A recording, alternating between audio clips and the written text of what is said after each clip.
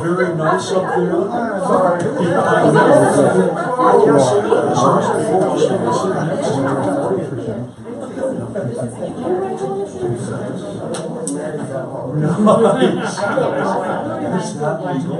Just family come to watch. Oh no, yeah.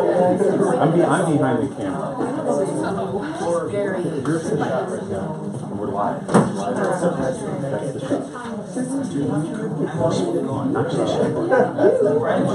shot. You're gonna do great.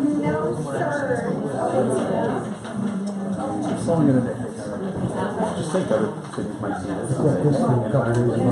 This is marketing.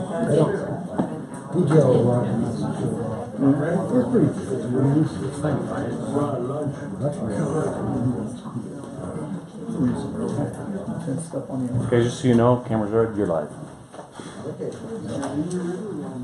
It's not my friend these days, Tom. Not my friend. They were biggest because she was hitting too hard on politics.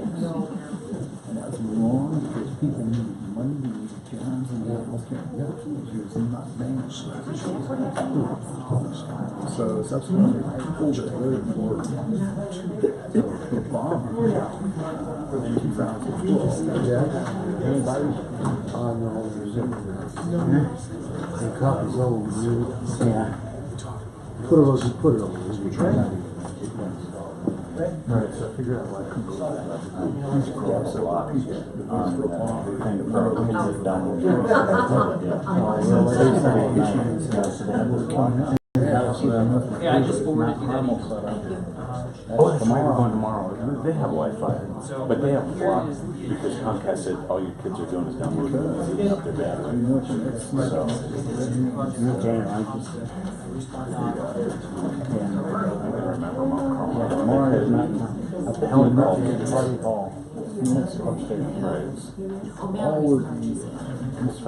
put it on my hand. Big bear, little bear, mother bear, father bear, stashed away.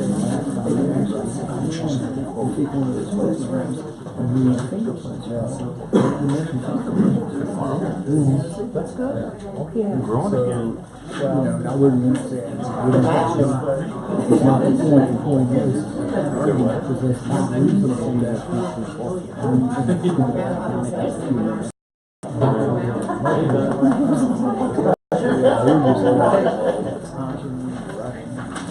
I can understand what's wrong. One of these is what someone's going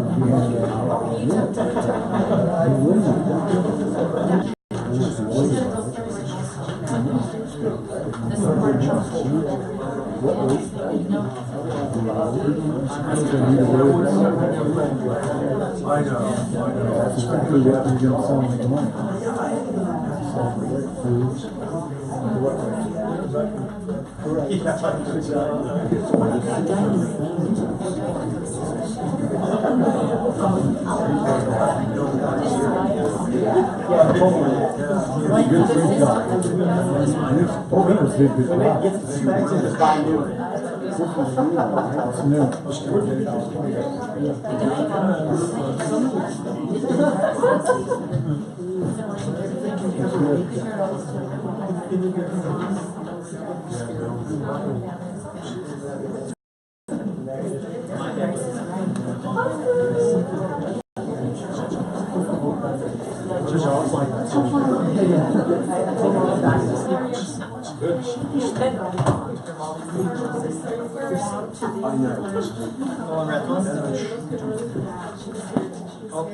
Oh, she must be back in the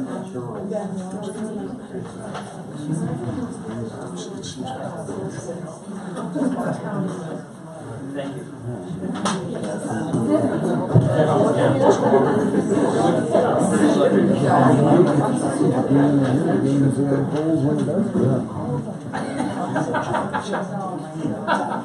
Just kidding.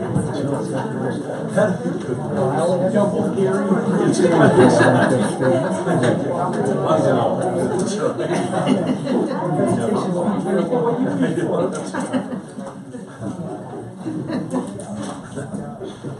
Yes, after what I did.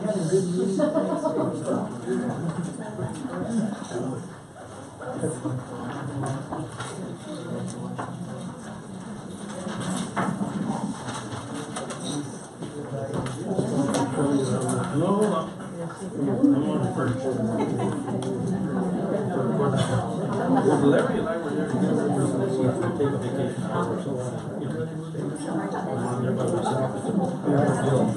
We gotta bring somebody out.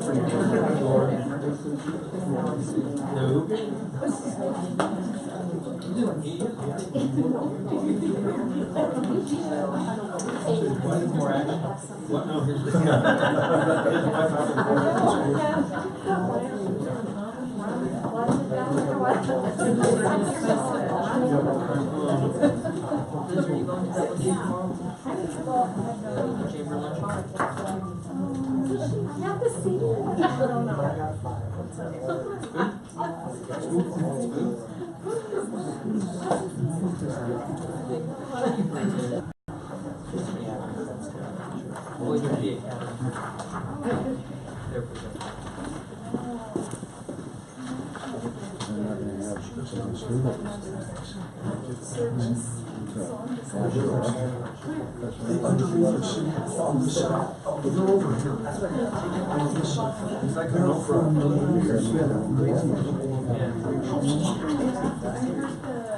That's when it's not gonna work.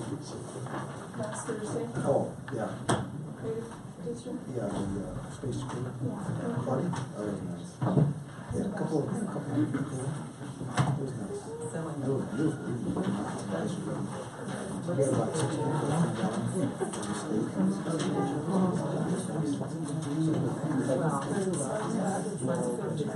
That was really good. And then Saturday night, we split. He's almost 60 people.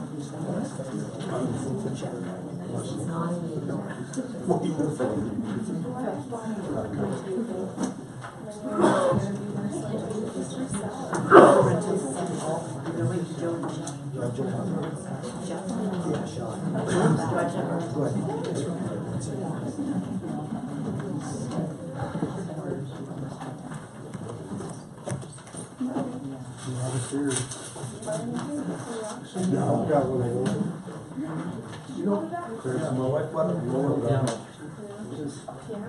Lower piano. Yeah.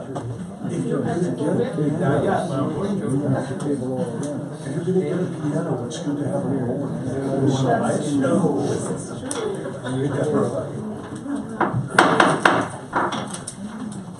Good evening and welcome to tonight's evening. Today is Tuesday, October the 17th, 2017. Time is now 6 p.m. The regular meeting of the City Council of the City of Trinidad will now be called to order. Please rise for the Pledge of Allegiance. To the flag of the United States of America and to the republic for which it stands, one nation, under God, indivisible, with liberty and justice for all.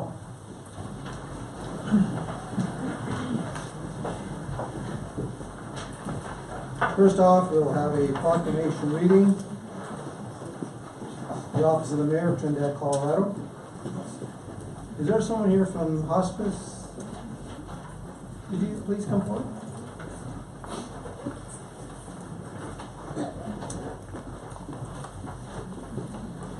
Hospice and Palliative Care Month, November 2017. Whereas 2017 marks the 35th anniversary of the Medicare hospice benefit in the United States. Hospice and palliative care offer those they serve the high quality of care delivered by an interdisciplinary team of skilled professionals and trained volunteers that include physicians, nurses, social workers, therapists, counselors, health aides, spiritual care providers, and more.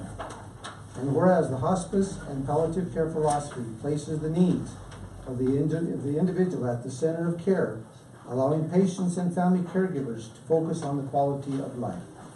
Surrounded and supported by family and loved ones, despite serious and life-limiting illness, and whereas every year, more than 1.5 million Americans living with life-limiting illnesses and their families receive care from the nation's hospice programs in communities throughout the United States. Yet more than 40% of Medicare beneficiaries receive care for 14 days or less, considered too short a time to fully benefit from the range of services that hospice offers. And whereas each year hospice saves Medicare more than $2 billion by providing solutions for physicians, care to patients, and comfort to families. And whereas a growing body of peer-reviewed research indicates that timely access to hospice and palliative care can decrease hospitalizations and emergency room visits and increase quality of life for patients and family caregivers. And whereas hospice and palliative care organizations are advocates and educators about advanced care planning that help individuals make decisions about the health care that they would want to receive should they have a serious or life-limiting illness, or if they were unable to speak for themselves. And whereas hospice and palliative care providers encourage all people to learn more about the options of care and to share their wishes with family, loved ones, and their healthcare professionals. Now therefore, I, Philip T. Rico, Mayor of the City of Trinidad, Colorado, on behalf of the entire City Council, I hereby proclaim November 2017 as Hospice and Palliative Care Month.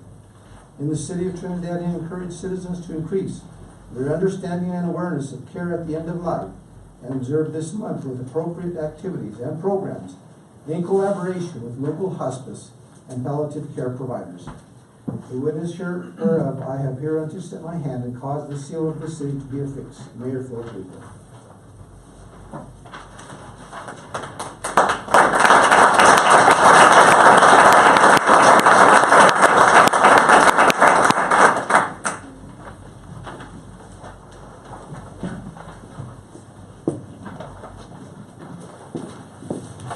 Thank you for all of that, what you do for these people with life-limiting illnesses.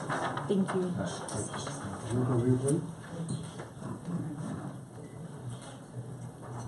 Thank you. Thank you.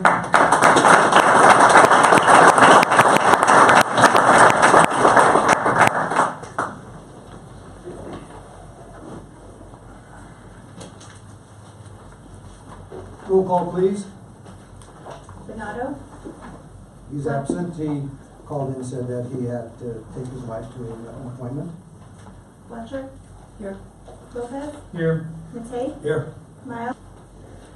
Changes to the agenda, is there any changes or concerns about the agenda? None? Okay, motion to approve the agenda. So moved. Second, Second. call the vote please. Fletcher. Yes. Lopez. Yes. Matei. Yes. Torres. Yes. Rico. Yes. Item 2, policy items and staff reports. 2A, third quarter employee recognition, Don Valencich, our HR director. Good evening, Council and Mayor.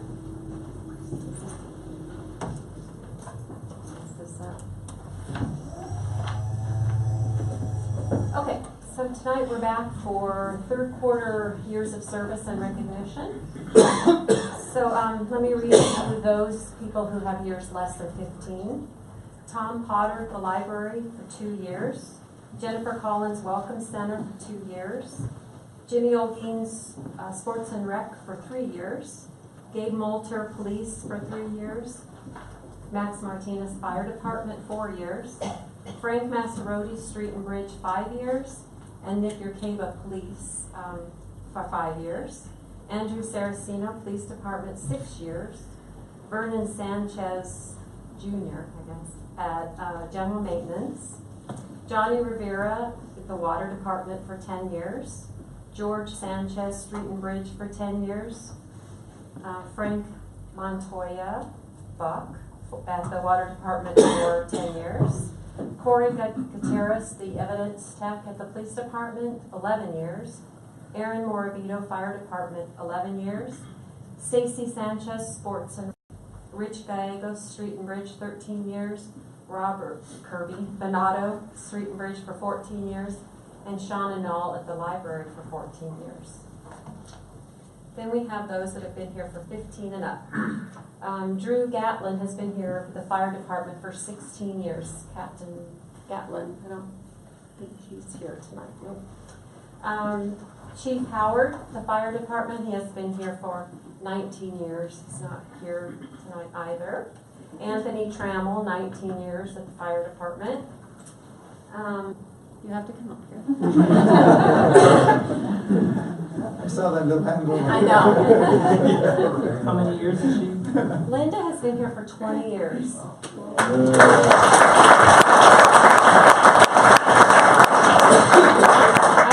I just want to say that I think City Hall, you know, they say people, everyone's replaceable, but Linda is not replaceable.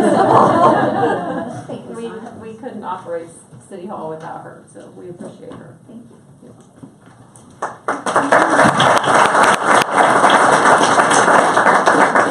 Then we have Kathy Falsetto, is also for 20 years. Kathy works downstairs and has an extremely difficult position and shows up yet every day. She does it with grace, and we absolutely appreciate her very much for 20 years. Thanks.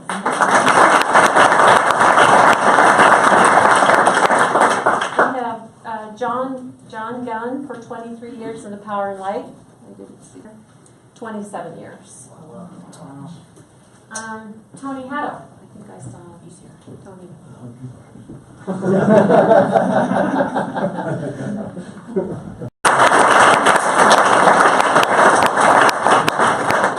Tony does an outstanding job, and we appreciate Tony because we can call him and ask him to check on something, and he does it, and we appreciate it. Thanks, Tony. 4 years. Vernon Sanchez out at the power plant for 40 years. And he has to work tonight, so that's why. We don't, this is not an excuse to get off work. Flora Pacelli. I know she's. Laura has been here for 43 years. Which is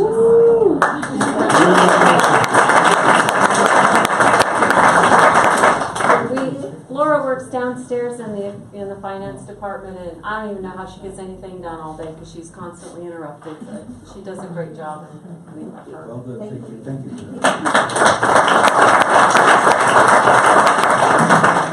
And our last person, the winner tonight for years of service, is Ray Salas, who also works in the finance department. Has been here for 44 years.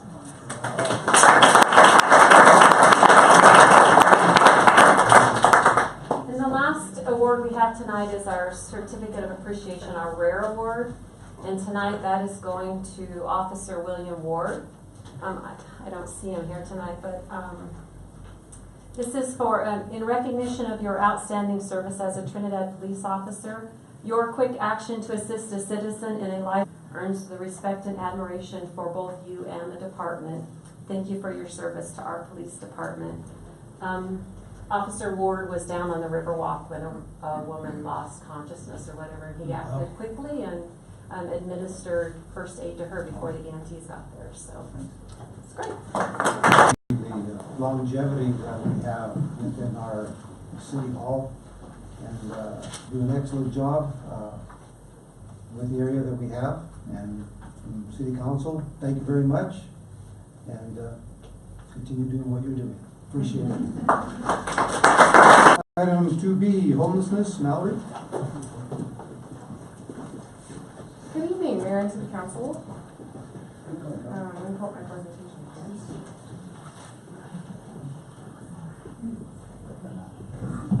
Can everybody hear me okay? Perfect. So you all know me, but my name is Mallory Pillard, and I'm the director of the Carnegie Public Library, for those that might not. And I'm here today to present to you guys and hopefully educate everybody a little bit about the homelessness in our state and in Trinidad. This topic is an emotional one for some, and it's on the forefront of a lot of people's minds. Some who might be in the audience, so I will do my best to do it justice in the brief time that I have. But again, I'm finding that the more and more I learn about homelessness and the challenges it presents, the more intrigued I am in researching more about potential solutions. So again, thank you for this opportunity, and Greg for this opportunity as well. So I wanted to give a little bit of a context. Well, real quick, let me hold up, because I do have some goals for everybody at the end of this presentation.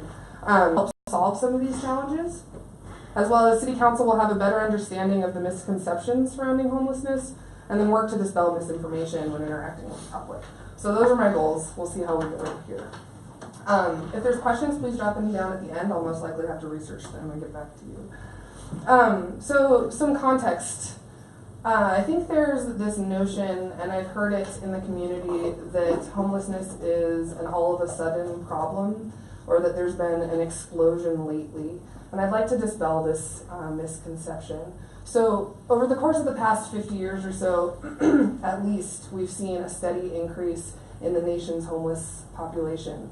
The Civil War was really the first war where we started to see kind of a culture of homelessness. A term called hoboemia came from that. But even before that, there was this concept that if you were homeless, it must be a character flaw or a moral deficiency of some sort. Notion was that all providing God would provide for you. And that was well before the Civil War. So the Civil War, however, changed things in that morphine was used, and so drug addiction during that time also became a problem. And really since then, the two have been intertwined, and homelessness has kind of continued to steadily increase since then. So some common contemporary explanations for our current homeless challenges are the deinstitutionalization of the mentally ill, the crack cocaine epidemic of the mid-1980s, and the high cost of low-quality housing. And certainly all of these bullets there play a part. However, to say that the increase in homelessness directly correlates to one of those is incorrect. And so much so that the flaws in these conventional arguments suggest that researchers who wish to understand the determinants of homelessness should focus their attention elsewhere. We're going to talk a little bit about where we should focus our attention here in a minute. Argument is that if we consider that half of male inmates in the country and about 3/4 of female inmates in the country have a mental illness, it might bring to mind the question of what institutions and what does institutions, what does that mean? Okay. I like to point to kind of the classic Colorado, where the silver boom fell. So she was one of the wealthiest people in Colorado. I bring this up just to mention that homelessness can happen to anybody and at anybody or at any moment's notice. And to kind of keep this in mind, that homelessness is a temporary condition as opposed to a permanent state of being. Okay, so some stats and facts. I wanted to preface this slide by saying that the way in which we count the homeless population in the nation is a little bit flawed. So each year around January, there's what's called a point-in-time survey. The homeless community tends to be undercounted. So a person who in maybe a larger urban area might visit many shelters on a day-to-day basis would be overcounted. That same person who might not visit any of the shelters, that might lead to undercounting. So there's flaws in the data, and when you start to research, you see big margins of error. So keep that in mind as we go forward. There's not a lot of great counts for Trinidad specifically. However, we do have some information that is important, which is that 1/3 to 1/4 of people experiencing homelessness in the country have some sort of mental illness. The most common of those that you'll see is schizophrenia, depression, and bipolar disorder. That mental illness for most of these folks is the barrier preventing them from escaping homelessness and that upward spiral. 83% of homeless in the state are Colorado natives compared to 40% of the general population. So if you think about people moving to Colorado, they're coming for a variety of different reasons. People, certainly of that group, there are people that are homeless moving to Colorado, but I was kind of surprised to see that most of the homeless are Colorado natives. The price rental. In Colorado, you will need to make $35 an hour. So this is another thing that can contribute to homelessness. Another thing, mental illness and substance abuse were listed as the two major reasons in a Conference of Mayors survey. So again, we come back to the same troubles that plagued us in the Civil War, which were substance abuse and then mental illness, PTSD, those sorts of things. Okay, so in talking about drug abuse, we can't ignore the opioid epidemic that our country, mainly heroin, has surpassed HIV and AIDS as the leading killer of homelessness or homeless people, and the opioid-related deaths in the nation have tripled since population. Substance abuse is both a cause and a result of homelessness, and what I mean by that is that if I, for example, have an addiction problem, I am more likely to become homeless. And then if I am homeless and I have a mental illness, I might self-medicate by using street drugs. So in both of those cases, the addiction as well as the mental illness sort of fosters the state of homelessness. Okay. This map was really poignant to me. It's a little hard to see, but you can see that in 2015 in Los Animas County alone, 47 people per 100,000 overdosed. And you can just notice the red on the map there being the most prevalent issues of heroin overdoses. Okay, there's one. So then in Colorado, we talked a little bit about the nation and the national opioid epidemic, but in legalization of marijuana has had a direct impact on the increase of homelessness. And there's really not reliable studies to show this correlation. Certainly, again, people come to Colorado for all sorts of different reasons, and also marijuana indeed, but to say that marijuana legalization has directly correlated to an increase in homelessness is not quite right. And in fact, it's a more complex issue than that.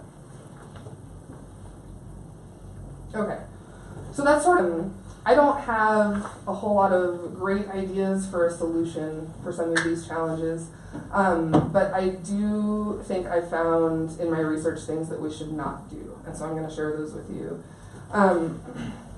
Criminalizing homelessness and panhandling, I don't think is the way to go. And there's a couple of reasons for this. So the first is that it's been found that ordinances that camping, sitting, have been found to be unconstitutional. Brown versus the city of Grand Junction is a good case to look at there. The other reason that criminalizing homelessness isn't the best way to go is that the cost is really high. So this is a chart here of enforcing ordinances that banned camping, panhandling, and those things. So not only is the cost really high, I think I could imagine if we spent, for example, $1 million on enforcing curfews, if we directed those funds to more viable solutions, it would go a long way. Okay. I used to be somebody who believed that a homeless shelter might be an option for Trinidad, and since doing this research, I've changed my mind that they will come, which I think is a misconception that we hear in the community, but more so that homeless shelters are intended to be temporary havens that address an immediate need and don't actually provide to accessing them, and they might be a final safety net, but really there's, in my opinion. So, a couple ideas. Discourage panhandling by encouraging charitable giving. The Soup Kitchen, the Axe Group, other communities that have done this to some success, Albuquerque being kind of our closest and most recent example. The other possible idea, again, this is just sort of me spitfiring at you guys, is definitely low-income housing. So the solution to homelessness is homes, but there's other communities that are doing that as well. So the housing first model of finding people homes before connecting to the state has decreased homelessness by about 72%, where they bought rather some apartment buildings and converted them into homes. So I think, kind of to sum up, I think we're at a position right now where the city has an opportunity to get the ball rolling in the right direction. I'm not sure if that looks like funding and supporting some component or not, but I think that there's definitely things that we shouldn't do to save money and time and resources, but also to address the actual problem as opposed to these that have maybe fallen prey to these mistakes and learn from them, and go from there. So I think I covered it. I went really quickly, but do you guys have questions for me now? Employment. Sure. How, Yes. how does that, in other words, if I have access to low income housing, how am I going to pay for that if I'm homeless and not employed? Sure. I think if you don't have an address, it becomes really difficult to have a house, and so or A job. right, I'm with you. and vice versa. So for housing to come first, I think I don't know. The idea in my mind that I hold is that housing comes first, and then people and support and sort of case management. So to answer your question, the triad would be housing, healthcare, and support. So it would take a person probably to help connect that person to resources to find a job. Yeah, one more question. To your point, but from your research, do you have any information as to homeless people being individuals, families, couples? It runs the whole gamut. So in the nation, about a third of the homeless population are children. So With families, they're with a custodial yes, parent. families, yes. But you often see youth that are couch serving, staying with friends. I'm not sure what the numbers are on different age. Sure. So Canyon City just recently was awarded funding, got funding somehow to build a rather large homeless shelter. And I'm not sure exactly in what stages they are, but they're planning on building one. In this research, I called a colleague. She's the director of the Canyon City Public Library, and I asked her what she thought her community's reception to the shelter was, and her response was that everybody was very supportive and that they were very eager to help. And so that was the snippet of research I got from Canyon City. As far as Alamosa goes, so we traveled to Alamosa, Pat Fletcher and I and one other person. And we saw their sort of network of services up there. They have a homeless shelter, but they also have a series of food banks that goes up the San Luis Valley. They have a place where people can receive mail, so if they don't have an address, they can just stop there. And it was an impactful experience because of how much the community rallied around the homeless shelter, I think. We saw a rather touching funeral for a homeless veteran that had just passed away, and it was uplifting. I'm not sure, I think I saw a snippet of it, which was the visit, but I'm not sure how the community perceives or is relating to that there. Did that answer your question? It did. Okay. I don't have any questions at this point. I'm just excited to learn more, and hopefully we can do something in our community to have some solutions here soon. My daughter just sent me an article recently on the small housing, and part of it was on a community out of Austin and another one out of San Antonio, and it really showed how people that were really at their lowest, once they did have a place to live of their own, how prideful they were of their personal space and their yard area, and it just totally turned their life around. So Yeah. it's definitely positive. Yeah, things like that sort of start the upward spiral of self-confidence and mobility to sort of improve whatever hand you've been dealt. Sometimes you just need a fresh start. Sure, yeah, absolutely. Anything else? Done is they've allocated certain spaces.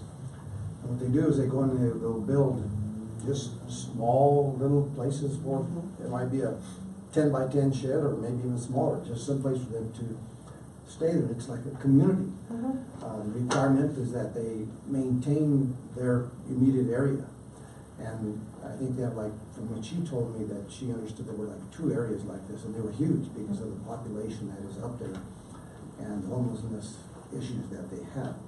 So that kind of goes with the tiny home, which probably would be a super tiny home in this case.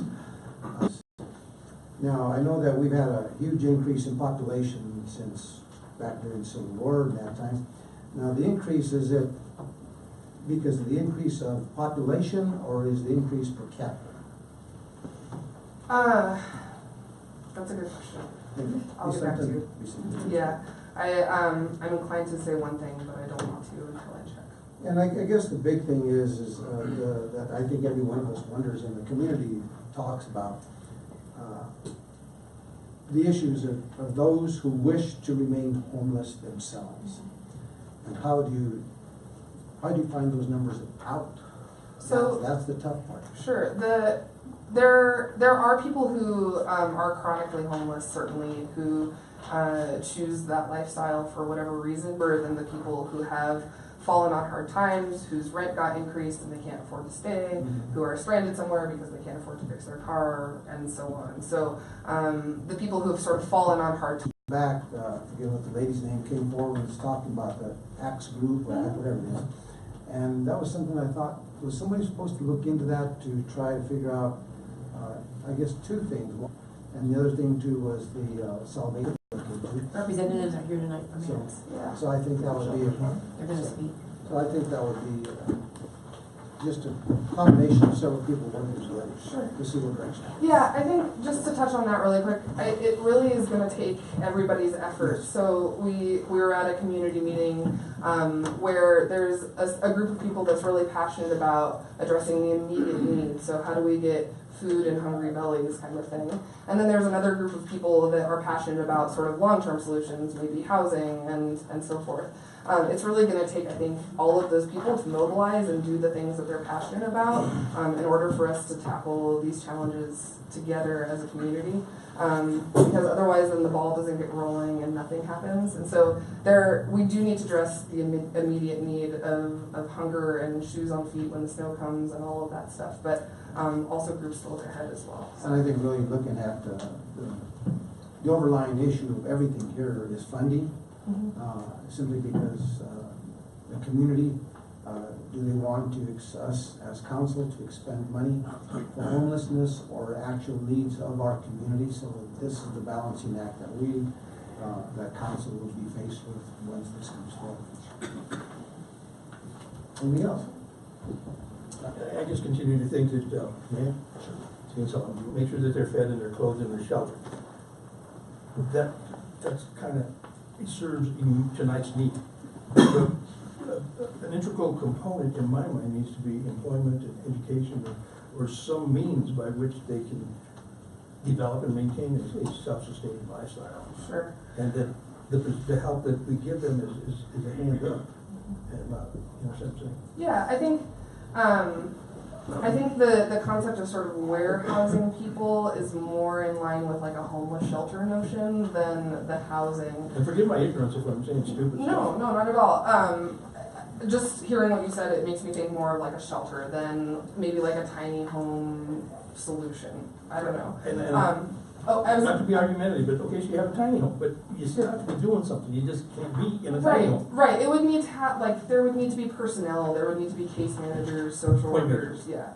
I think the thing that prevents a lot of people, it might sound easy, I guess, but mental illness is really a strong barrier for a lot of people. So that the healthcare component has to come into play as well.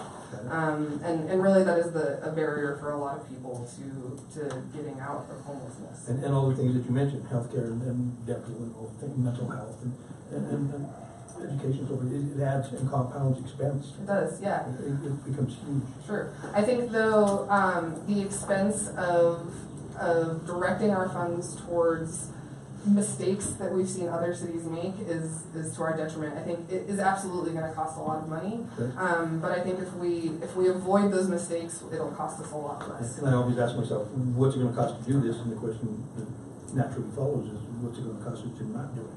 Right.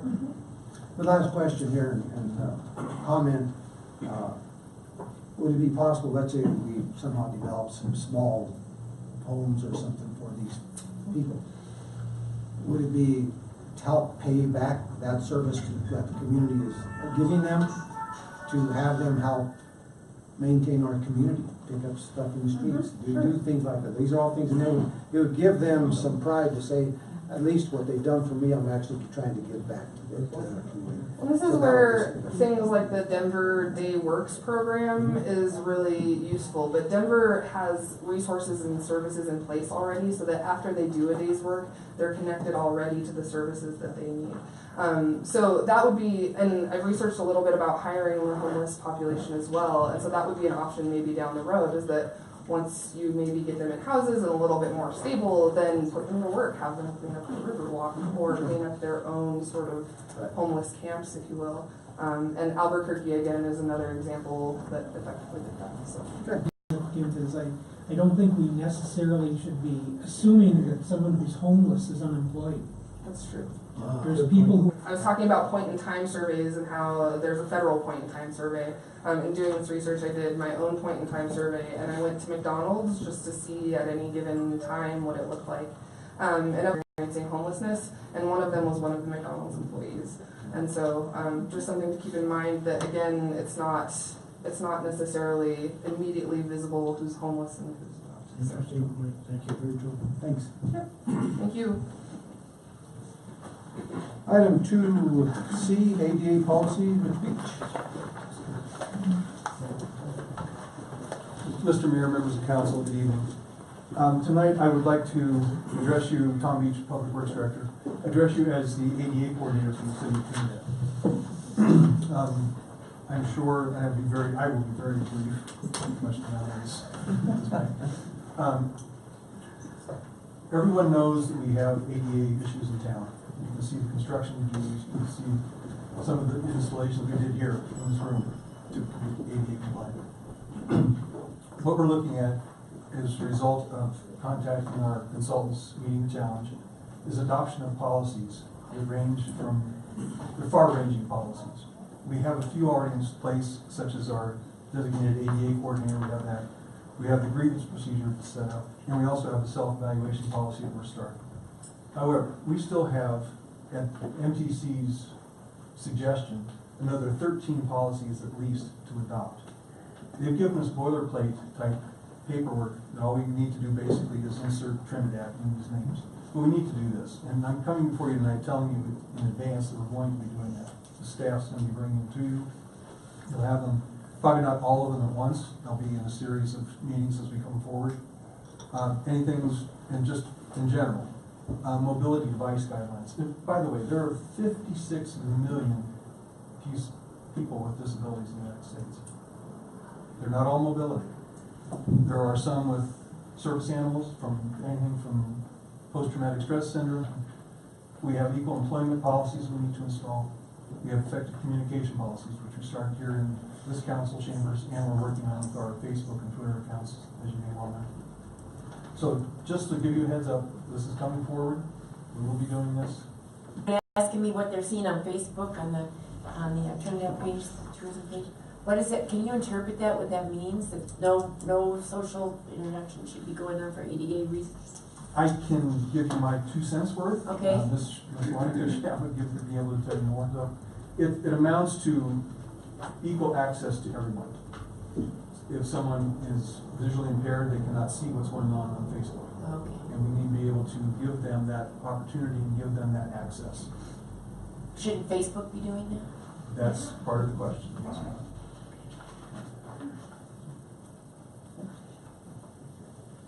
No, sir. Yeah, that's how do we do that? How is that done? Well, that's- Visually, I mean, that's an interesting. That's it. I mean, there are so many different ways of doing it. The question is, these policies that you're talking about bringing forward, are they going to add additional costs to what we're doing? Not really. They're more of a guideline setting policy that will say you can't bring your service cow into the building. And unless you have a policy, that's a possibility. If someone really wanted to push it. In the state of Colorado, there are certain service animals that are limited to dogs and miniature horses. And miniature horses are not permitted elsewhere, but in Colorado they are. So. Thank you. Thank you. Item 2D, branding logo presentation, Mr. Taylor, with bow tie. Yeah. Missed you. Tonight, Mr. Mayor, members of council, I bring tonight 2 years' worth of culmination that we've done on behalf of the city of Trinidad. These past 2 years, economic development and the tourism board have led the efforts for the potential rebranding and relogoing of the municipal organization and our marketing efforts. Originally, we started out, as you know, we brought in the banners, we brought in about 50 logos about a year ago, roughly this time. And council was enthusiastic about the potential of rebranding itself. Let's just recap of the successes. Now, tonight, there are individuals that, colleagues that have presented problems that our community does face, and this is true. There are problems in our community that every community in Colorado is facing. In December of 2015, we had 7% unemployment. We have the 20th downtown spending. We have $1.7 million in new overnight lodging tax spending. We have record-breaking residential sales. We have record-breaking commercial investment permitting. And as of projected that Trinidad is going to see its first population increase since 2010. 2016 of the commercial. It was a 57% increase, which roughly accounted for $3.4 million of new commercial investment in the city of Trinidad.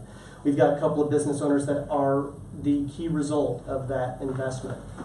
Aggressively marketing, and also as a result of active economic development, not only from my department, from the Chiminos, and so tonight we bring that culmination forward of what exactly does it mean to have a brand and to have an identity of the community. For example, everyone knows that I wear bow ties. Everyone knows that I wear socks that are really weird and eclectic. But that's a brand that I bring forward, but it's not the whole picture of who I am. So tonight when we present this should not be taken as this is everything that Trinidad is, but this is something that we can market Trinidad as to encourage people to come in. So when we first started our Trinidad Tourism Board, and Ms. Camilla Campbell is here representing them tonight, they wanted to do a new tourism website. And tonight our company who did that is here and who also helped lead this process forward. This has been a community collaborative process. We've had 7 stakeholder sessions, 4 with the community, 1 with city staff last year, 1 with the business owners, and 1 with our tourism board. So this has been an integral part of trying to understand what the community wants to be known as, is a representative of what can come and to be derived from these conversations, but not everything that we are. Because we are so much more than just one tagline and one logo. For example, we have a historic history of Spanish American explorers, the Native Americans, and I've touted this constantly, that we are a culture of rebels at different times. We have the Ludlow Massacre and the workers' rights movement. We have Drop City. We have gender reassignment surgery. We have the cannabis industry. I mean, we are a place where you can come and be who you want to be and not be discriminated against. Pat Fletcher said, we are a quirky community, and that we are. And so tonight I am going to turn this over now to Studio 6 Branding for their presentation for the new municipal logo and tourism brand.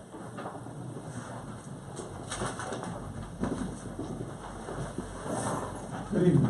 Good evening. Good evening to all of you. I hate to have my back to all of you. I just want to introduce myself. I'm Tracy Jones, and I'm the principal and creative director of Studio 6.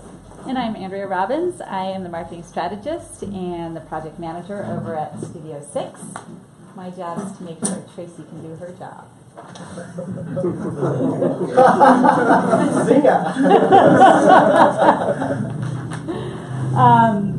So we just want to say we are so excited to be here tonight in the Way Out West. And you may be wondering how we arrived here. Not to Trinidad, but in this point of time. 8 months ago, we were fortunate enough to get a phone call from Jonathan to say we were hired to help Trinidad figure out what their brand should be. So 8 months ago, we started working with community stakeholder groups who would ultimately help us understand what makes Trinidad tick, what makes Trinidad so special. And we know that Jonathan and staff have been working on this for much longer than 8 months, but we've been doing it for 8 months. So in the last 8 months, what we have done is we have very well received. We have developed the tagline, "The Way Out West." We created a municipal seal, could be applied to advertisements, promotional materials, vehicles, and signage. And so with that introduction, I am going to turn the presentation over. Effort toward branding of Trinidad. We set out to create greater awareness for all that Trinidad has to offer and to really communicate. We really want to drive tourism. We want to encourage people to get off the highway and discover what you have to offer in the project. What we want to walk you through tonight is our approach, the process suited to it, but I want to kind of extrapolate on the distinction there between the two. So what we want to do is the art and science of branding is the Studio 6 approach. We want to bring out Trinidad's best assets.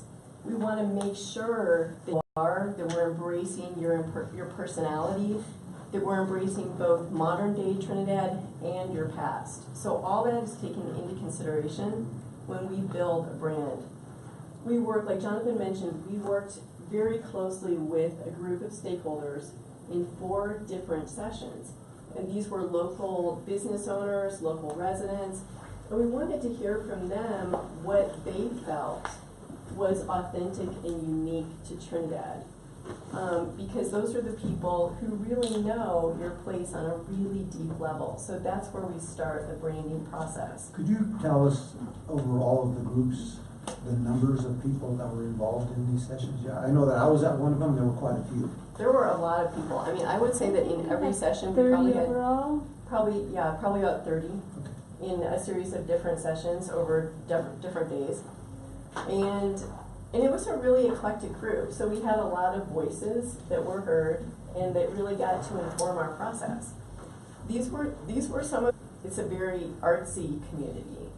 It's very collaborative, fun, and progressive, accepting of all, very diverse, healthy, interesting. It was very important to showcase your Main Street district, open to opportunity, outdoor activity hub, prosperous, pure Colorado, relaxing, walking and trolley tours, what Colorado used to be, historic, and architecture. So that was a really important part of our process. When we start a branding process, what's important to understand is that a brand is a series of components. And so we're going to be showing you logos tonight. And a logo can't do everything. It can't tell your entire story. And that's why, do you have the visitor's guide?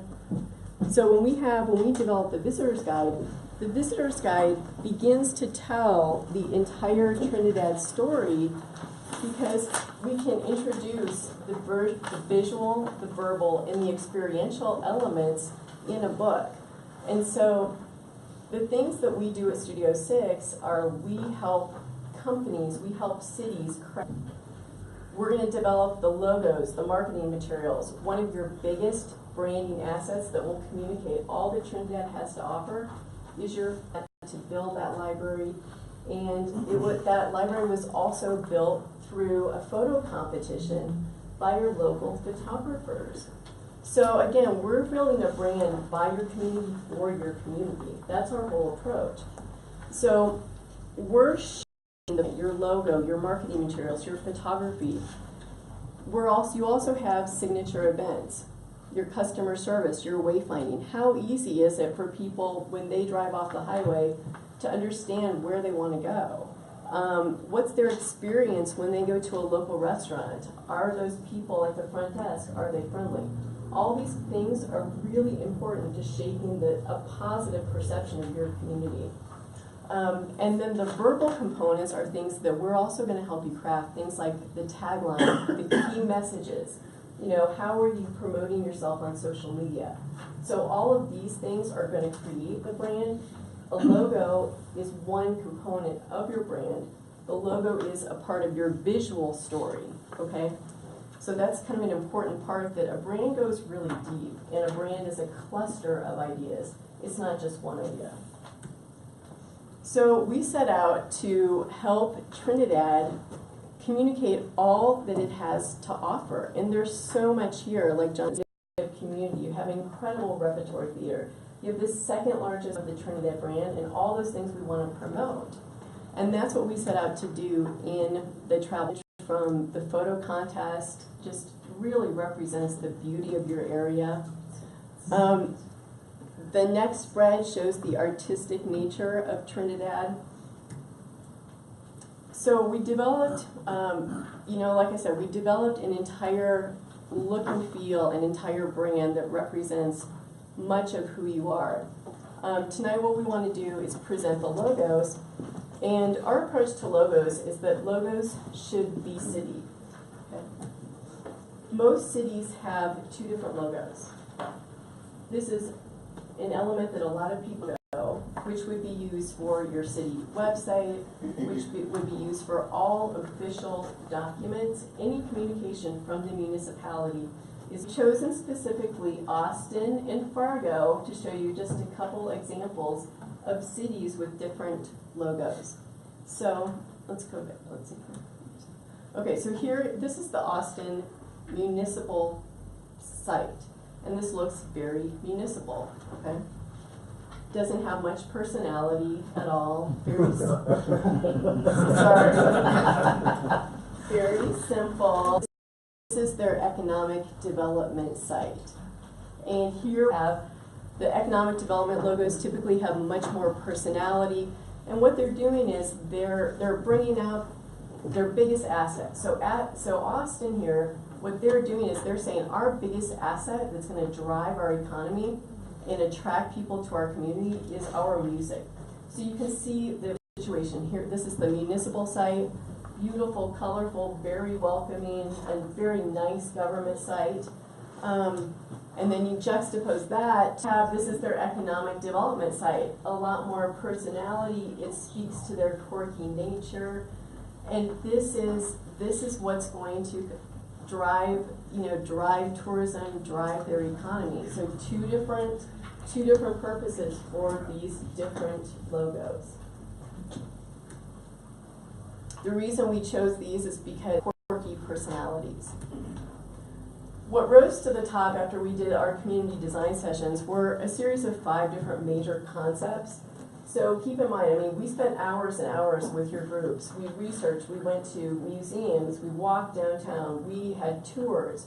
So out of all the research that we did, there were 5 major concepts that came out of our branding process. The most important was you have an incredible inventory of architecture here that is unlike anything you make sure to promote. You have an incredible history and heritage being on the Santa Fe Trail, and that's how early your history begins. You have a quirky, eclectic personality with Artocade, with Trinidadio. So you have just an incredible arts community. And of course, you can see here you have museums and art openings. You have an incredible system of new trails that's beginning to happen. You have a lake. So you have all these wonderful outdoor activities as well represented. So what we're going to do tonight is we're going to show you a series of, not one logo, but 2 logos. And the reason why is because we have two different purposes for these logos. One being, we want to make sure that Trinidad has a timeless logo for your municipality and a logo for access to and from Santa Fe, from the Front Range, attracting those people to come visit your downtown, okay? So right now we're going to look at the municipal, yet modern. What we're do is we're going to show you this. The inspiration for this first logo is actually, these are all architectural photographs from Trinidad. This was our direct inspiration for this first logo, in addition to Fisher's Peak. And we saw this, we developed this particular guide, and it is on the back of your visitor's guide. So this is what we're proposing as the new city seal, and on the city seal is you have both the architecture surrounding the T, and then you have Fisher's Peak above the T. So within this one city seal, future, and the beauty of your area, with a sense of history and timelessness, in addition to the view. Okay, and you guys can open those. We'll take a little break. Yeah. We're very obedient, we don't do anything. So what we have in our bags, we have booklets of the presentation, we have the travel planner, but we have shirts for everyone with what we're proposing to be the new municipal logo. The embroidery looks like on the shirt. So what we've done is we've taken the city, so we simplify that for the purpose of a logo, because a logo needs to be so simple that you can embroider it. That this would become the new municipal timeless logo that represents both Fisher's Peak, which is your iconic geographic signature, in addition to the pillars from the architecture. I like the emblem on this, and I think one thing that would be ideal for Things like vehicles, things like signage. So can we do something, again, that really fits into the look and feel of your beautiful downtown, and have signage that might look like this? So we would have that beautiful emblem in very historic, but yet very contemporary looking signage. I think something like that, a post like that to every entrance into Trinidad would be. And throughout the town. And throughout town, but especially in the main entrances. Here's another version, and this is just just kind of a different option for the welcome below. Then we started really exploring different expressions that this could take on, different fonts. So we're still kind of in the process of finalizing this, but this is kind of some of that exploration. We wanted all of you to see all the variations that we've been exploring. And then how might that look on city vehicles? Just really simple, classy. And again, I think the word here that's represented is just really timeless. So that's what we want with the city logo. Now, are you ready for the economic development logo? What we heard almost unanimously, we had a series of these sessions. Almost every single person in the room said what makes Trinidad so special is all these quirky personalities that we have here. And we embrace all these people. We're artistic, we're modern, we're completely unique, vibrant, alive, playful, and fun. So we took all this to heart.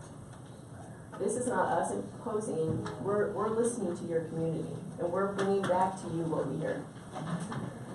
We did a series of exercises. So what we looked at we looked at shoes, we looked at watches, and we had all of these different shoes and watches spread out on the table, and the goal was to choose those that represented the personality of this place. And these, as you can see, were some of those that were chosen. Do these feel right? Yeah.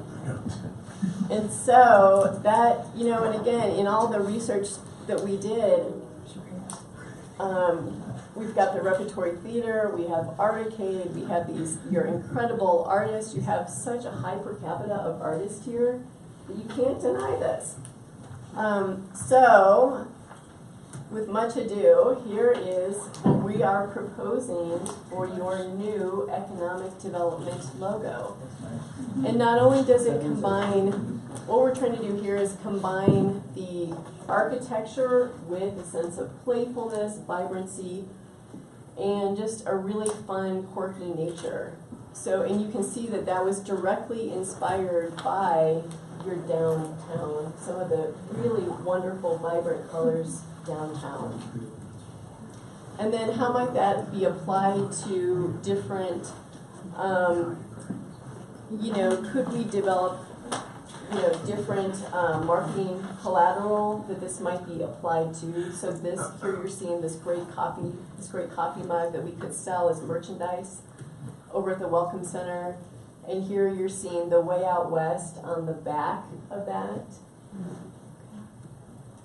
Then we started thinking about, as I mentioned in the first part of the presentation, a brand, remember, is not just a logo. A brand is a series of different ideas that create an image of your community.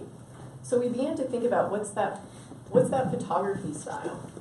And as we heard from your community, you're alive, you're vibrant, you're playful, you're fun. And so we came up with this ad idea, Quench Your Quirky, the Way Out West. And this could be an ad, it could be turned into a billboard. The whole idea here is, again, we want to attract people to your eateries and your restaurants, your coffee shops, and really kind of get them to your downtown. So this was an idea for an ad. We're also proposing a Quench Your Quirky menu item. Every single restaurant would have a Quench Your Quirky menu item, so it would be a real draw for people out of town to experience the really wild and crazy things on the menu. Then how might this brand translate to a mobile device, a website? We believe that this type solution is so unique that it could be either pulled out as a separate element or it could be used with that pillar. So if we wanted to, showcase the restaurants, it could be very simple. But this is kind of what we see, and this was an image that we used in the travel planner. So this is how we see this looking on a mobile device. And again, what if we created kind of a series of merchandise that advertised Trinidad? We have that over in the visitor center. Everything would be kind of fun and playful. And so here you're seeing that logo on the front and then that Way Out West on the back of the mug. And getting to know a lot of your restaurants, we thought, gosh, wouldn't a great ad with this flying pizza be fun for Bella Luna? Wouldn't it be fun if we advertised mousses with this like fun flying martini? So kind of just thinking about how that might take place in the future in advertising. And everything that we're seeing for this campaign would just have a lot of life and energy, and everything's kind of in motion. You're a community that's active, alive, a lot's happening, a lot of revitalization is happening here. So we want to capture that energy. Here you're seeing just a concept. I mean, this is just one of my favorite photographers up in northern Colorado, but I've worked with him in the past. He does all these flying objects, so I thought that could be kind of a fun idea for an ad campaign. For some of your business owners, that we do a series of these ads featuring the downtown businesses. Now we're going to go back to the previous, those photos right there aren't actually of Trinidad. No, you're exactly right. I mean, these are just from this photographer who just has a lot of motion, so it was just kind of a concept to represent, hey, we could represent your business owners in these just kind of fun scenes. So if we were to do something like that, you would integrate what we have in our community. You're exactly right. You're exactly right. So what we're proposing tonight are a series of two different logos. A municipal logo that's more timeless, traditional. It's derived from your city seal. We make that more simple, so it's actually used as a logo. So that's what I'm proposing for the municipal logo. And then for the economic development logo that should have more personality, this is what we're proposing for that, which is, again, picking up on that architecture, but doing it in a really colorful, playful way. And we're going to finish with the video. Yes.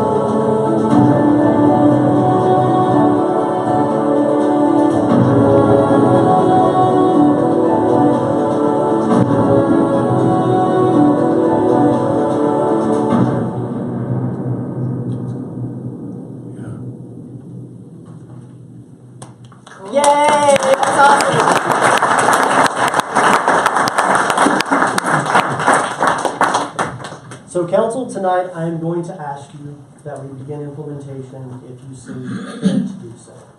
I do know that for the municipal seal, it will require an ordinance change, which we can begin drafting if you so choose, and it can be presented to you at the next council meeting. I personally believe, and I was talking to staff today, that this has probably been the most fun project that I've done for the city of Trinidad. It's been an honor. We do have a couple of community, if you did participate in the community stakeholder session, please stand. I know Penny, you did. Harriet, is Harriet here? She left, okay. And then Brad Kirby was part of the photo contest.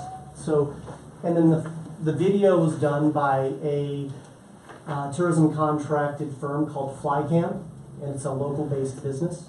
So, and we've also used Cedar Street printing for a lot of these promotional materials. So this has been a true community-led effort, also while supporting local business and local business development. Are you going to use that video on our website? We can. It has no speech, so that's a good thing.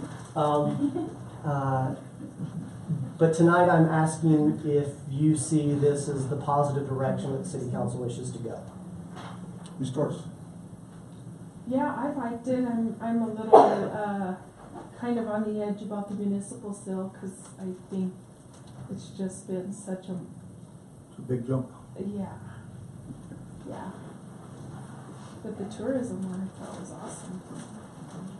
I like it all. I like the changes. I think it's progressive. It's got some, professional kind of, resemblance of our historic values of our architecture, but yet it's got this new transitional change towards the way we're moving for our economic development standpoint and our tourism standpoint. I like them both. Kudos. Well, I'm a traditionalist, so I might have been a hard sell, but I love it. I like it. I remember when that came out, there was a bunch of back and forth on that about the rendition and, can we really see what that is? And a lot of talk generated around that one. So it takes some getting used to, but I like it. I too like it because it's creative and innovative, but as I'm trying to understand how I might have to explain that to my aunts. Where's Fisher's Peak? So it's the small butte over the T. I know that. Okay, and I understand the columns and yada, yada, yada. Maybe the peak needs to be just a little bit more pronounced. We'll give that consideration. Creative criticism. Okay? I know you put a lot of work in this, and the last thing you do is it comes down for me. But what I'm saying is to try and explain to somebody, it has Fisher's Peak in there. And the people that have been here generations there and say, where? I'm not trying to be overly obstinate. No, we'll take it into consideration. Okay, thank you. I really like the seal, the second one, still trying to get it to sink in completely. So what would be the direction of council? Well, wait, if I can add one comment, perhaps if rather than we just spring and say, this is what council decided the new logo is. Okay. How you like it? If we have some sort of an introduction, a media blitz, a promotion, show the logo and say, here is what is represented in this new logo. There's the peak. So people can at home in the morning when they're drinking coffee and they're looking at the newspaper and say, yeah, I see it. It buys acceptance, I would think. If we have a tentative, progressive introduction, rather than we just go in executive session, come out, make a decision, and say, this is what you get, whether you like it or not. Okay. Well, we're gonna go beyond something here tonight. Everybody in the audience, whoever likes the logo, please raise your hand. That's quite a few people. Those are your rules, I guess. Well, who doesn't like it? Who doesn't like it? Honestly, guys, it's okay. Seriously. Why not interested in it? But see, I like it, but I think that it's alarming to me. Maybe my eyes are getting really bad at my age, but I cannot see Fisher's Peak really well. Touche. Secondly, Corazon, somewhere in your different tourism, whatever, Corazon for Trinidad played a big role in the last 20 years, and I see that absent in a lot of them. So Corazon is Trinidad. Part of Trinidad. I think it looks professional. I agree 100%. I just think it needs to be tweaked. When you say, man, When you I'm say- not your aunt. Okay, yeah, well, thank you. When you say corner zone, doctor, are you talking main and commercial, the bank and all that? Yeah, Okay. corner zone used to be a term I that's know. developed over the last 30 years I got you. to describe and define Trinidad. Okay. Because Trinidad has a very rich heritage with regard to Hispanic, history. Okay, the heart of Trinidad. Thank you. The Purgatory River, the Trinity, you know, it's, I would like to say that if anybody in this room that's lived here hasn't picked up George McGovern's book, The Great Coalfield War, they dang well should, because that defines Trinidad from my perspective as a native. Secondly, I think that all of us have to be aware and actually advertise ourselves. We have to be proud. I am proud of this town. I have a love-hate relationship in many respects, but I'm proud of it. Okay, let's get a raise of hands for the second logo. Pardon? Who likes the second logo? If you like it. Who didn't like it? There's a couple. Three. Okay. So, you know. Yeah, I just wanted to kind of get a response. Right, We know we have a good cross-section tonight of. And, you know, we've taken this process very seriously over the last 2 years. And it's, honestly, at times it has been difficult because we can't represent everything to everyone. We were, you know, Parks and Rec wanted more of an outdoor logo, but then we get lost in the translation between Steamboat, Fruita, Grand Junction, Salida, and even Salida has a heart for their logo. You know, I love Salida. So what we did with this one is something not to represent something, but something that stands us apart from every other community in the state of Colorado. It was not an intention to leave out the purgatory. It was not the intention to leave out the outdoors or any other specific group that really wanted to be represented.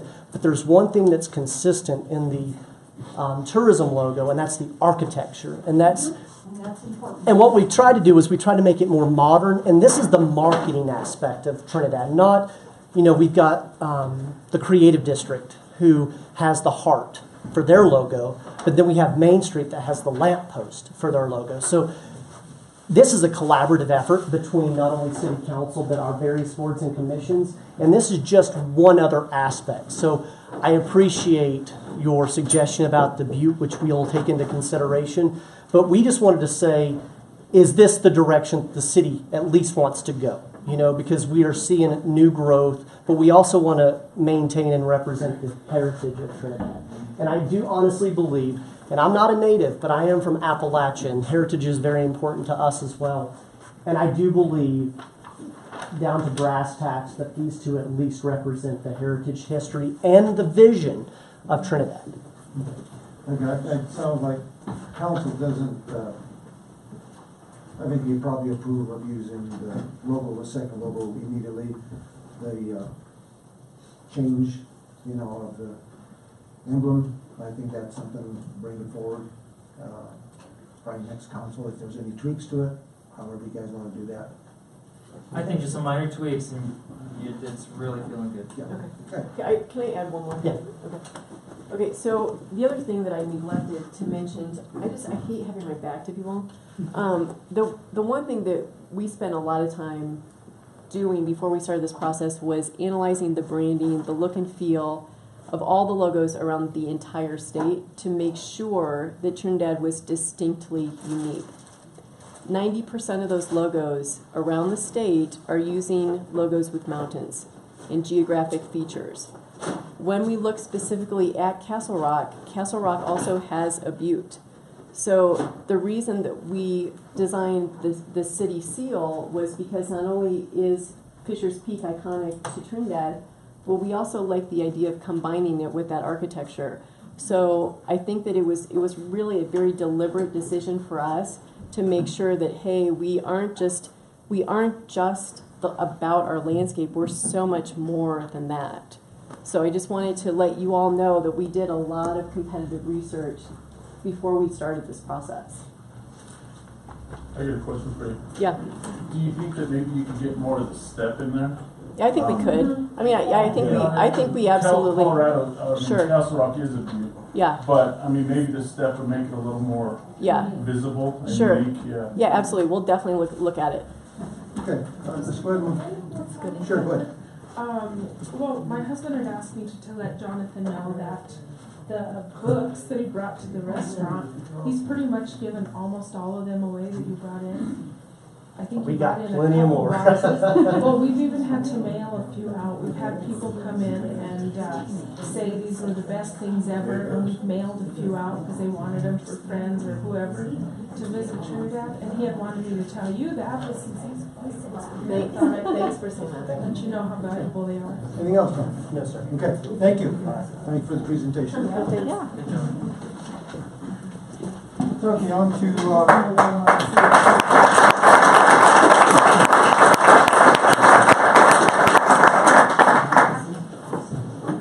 item 3, petitions or communications are overwritten.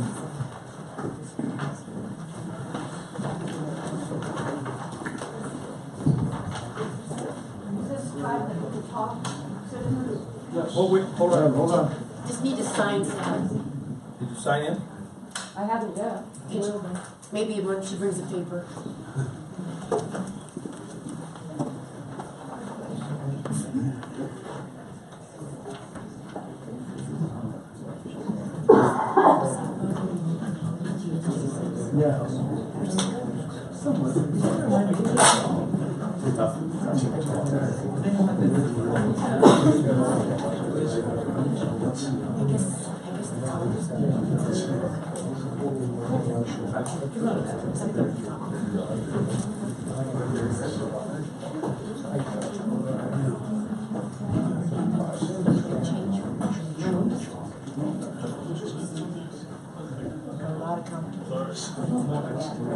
But you couldn't really see who was that.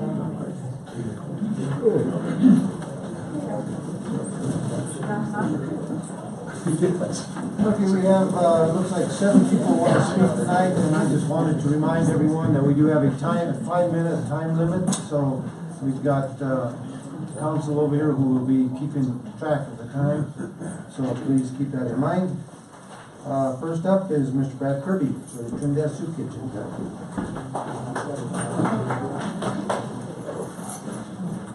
Hello, City Councilor Brad Kirby here with my volunteers here. I'm back again with our Trinidad Soup Kitchen. I've got some applications to go through. Just so you all can fill these out and join us for being a volunteer. Now my plan, I told you last week, is we want to approach the corners and kind of take over the corners so we can panhandle for the soup kitchen for ourselves. I talked to the police the way they want me, and I agree to approach it. So we go to, they take the vacant corners. I go to the one corner that has a panhandler on it with the sack lunch, with food in the sack lunch. We tell them we're trying to do everything we can for them. Here's the sack lunch right away, immediately. We give him a voucher for a hot food if he wants another hot food. We tell him where he can take a shower. We can give him a voucher for $20 gas, and this is all coming out of our profit or our donations that we get. And then we could tell him that we're helping him so much that he doesn't even need to be here because we're actually working out there on the street corner for him.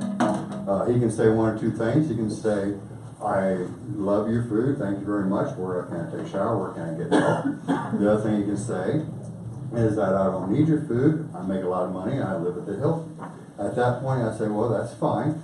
I can't kick you out of the corner. I'm going to be here working for the people who really need the help. With all this money, and we could make $400 to $1,000 a day as we're out there on the street corner. I've heard a lot of things, and a lot of people will give to us versus just somebody on the street corner. We can do a lot with that money. We can give more food. We can open up longer. We can have 2 meals a day. At one point, maybe we can actually rent the old drive-in movie theater where it has a concession stand, has plumbing there, and turn that into our little tent city where we can tell people that are homeless, we have help for you. Here's this place you can go on a day-by-day basis, on an individual case basis, and we can help them find a job, help them get into it. Also, I'm painting or donating people who are actually standing out there in the corner with the box like I would be doing. donating $10 an hour to them, cash. So it's actually can be a part-time job for some of the people who are trying to get back on their feet. So that's my idea. I'm trying to make sure we're in accordance with all ordinances that y'all might have coming up. We got these bright yellow t-shirts that we're seeing out there. A lot of the companies told me they want me to be on their property where the panhandlers are trying to be, and that I would have permission with them. We've got a lot of great response to this. It's not costing the city any money. Actually, we're trying to make more money for the homeless, and everything we get goes for the homeless and for the feeding of the hungry. And I think everybody should have at least 2 meals a day if they need it. That's pretty much my presentation. Any questions? Not any questions, I've only got, after I'll get with you, I've got a couple of things that I want to discuss with you, because really we won't comment at this point in time. There are 2 items I will talk to you later. Thank you very much. Thank Okay, you. thank you for the presentation. Thank you.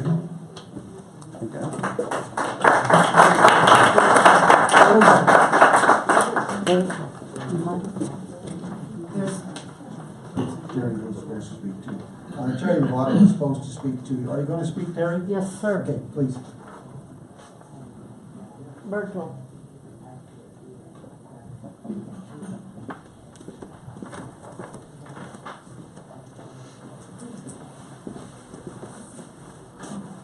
Hi, as you know, I'm Terry Lobato and Virgil Michik. We are from the Fisher's Peak Soup Kitchen. And we wanted to bring it to your attention that we are having the Empty Bowl Soup Kitchen on this Saturday night. This is a lot of our money making that we do have that helps us through the Thanksgiving and Christmas that we do on behalf of the Soup Kitchen to help a lot of the needy families.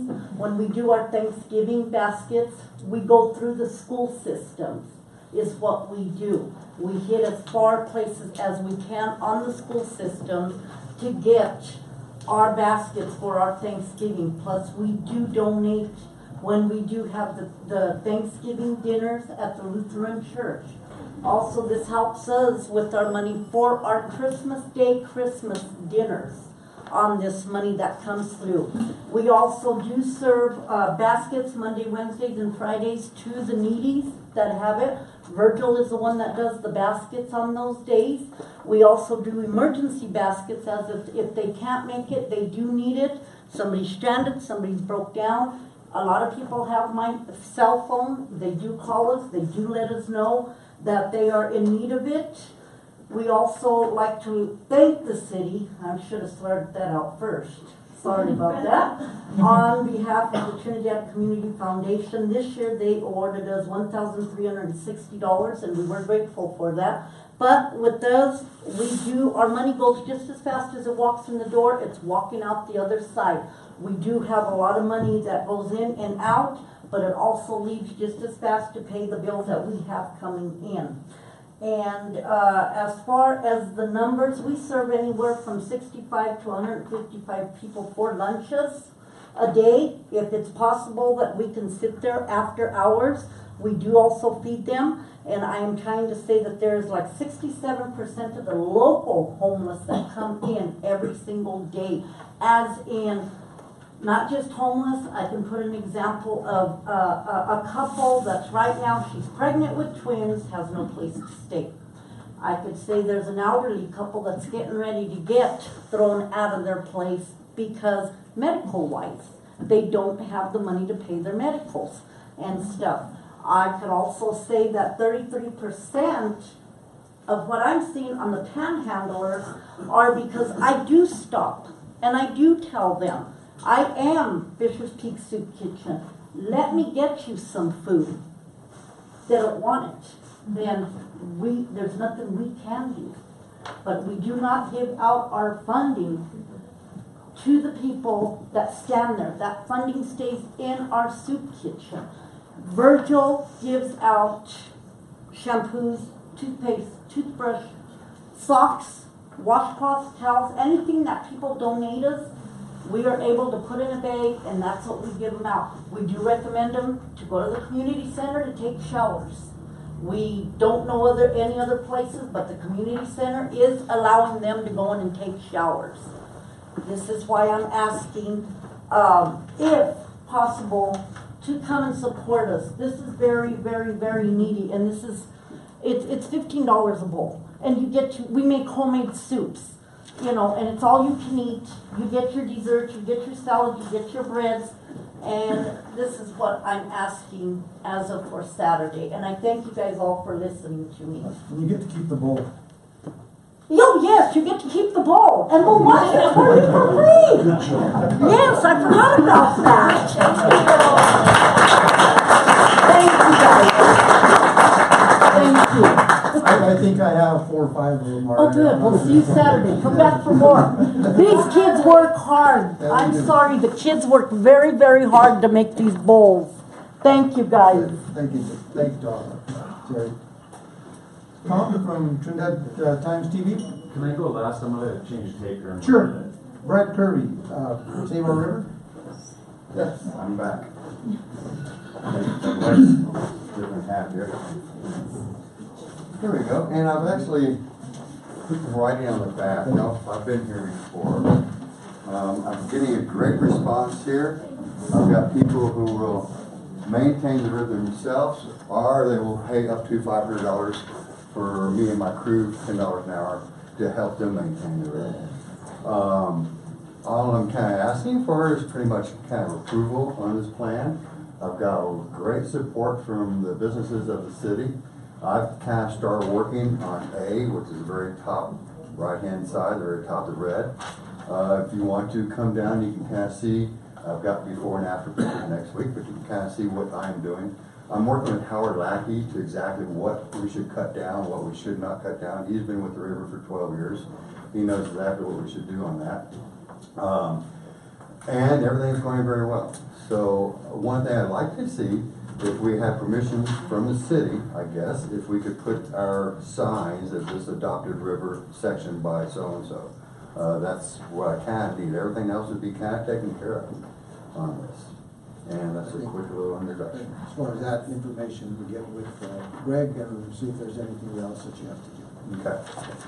Thank you very much. Thank you.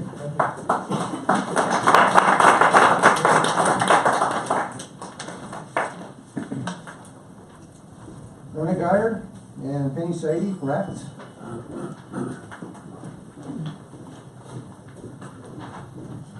Good evening. Penny's gonna hand out handouts. State your name, please. Lana Geyer, Penny Sadie. I really have come to clarify some things that were spoken to you a few weeks ago that probably are not totally the truth about ACTS, and so that you know what we really do. ACTS was started through the Trinidad Minister Alliance, largely because, you know, people start one church and they go to every church in town asking the same question.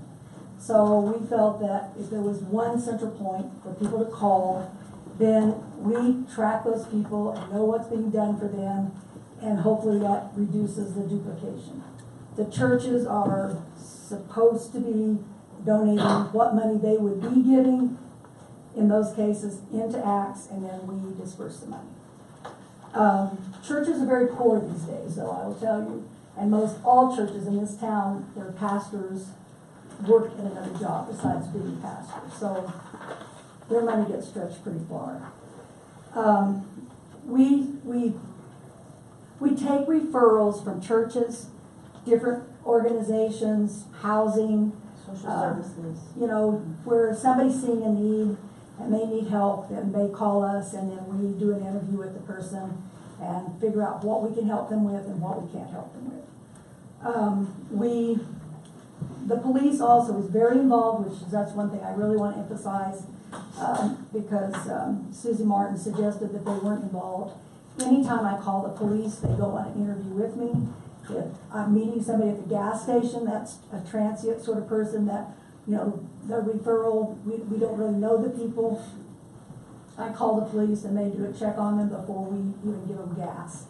So I don't call the police for everything, but when I do, they've been very good to come and assist with whatever interview needs to be done and to check out the person's status. We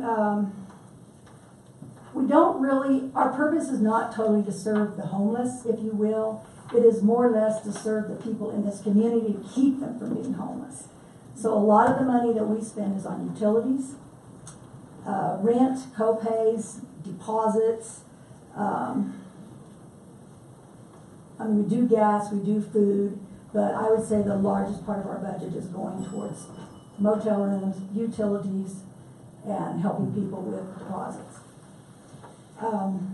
We spend approximately $4,000 to $6,000 every quarter. And all the money is donated locally by the churches or by individuals in this community. There's been no money from anything else. I don't know. That probably covers it. Any questions? Thank you. Okay, thank you. Thanks for clarifying.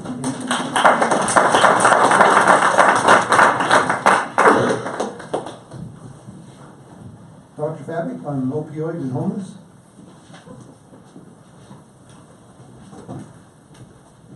Good evening, Council, Mayor, City officials. I'm going to turn because I don't want them to see how big I am.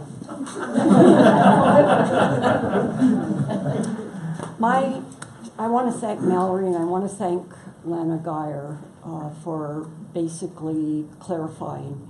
Lana was kind enough to share this weekend the vouchers for the month of September. And I was very impressed. Lana deserves a lot of praise.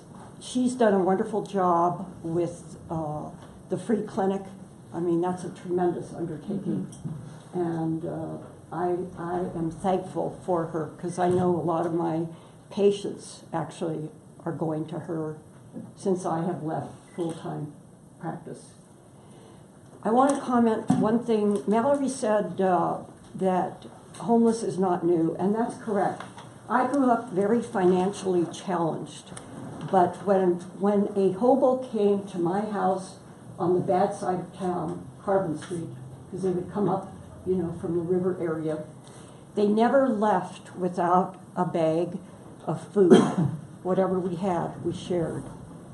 However, it's sort of interesting. I think I decided, not this time that I came from Washington, where I live a good portion of the time, the state of Washington, near Seattle, which is very interesting in terms of their homeless situation. It is horrendous. If you want an eye-opener, go to Seattle, and you will see the problem. You get off the ferry, there's people right there on the side as you're walking off in little tiny tents, all their belongings, of course. I mean, it is bad. And I was fortunate to go cross-country, cross Canada, on a trans-Canadian tour.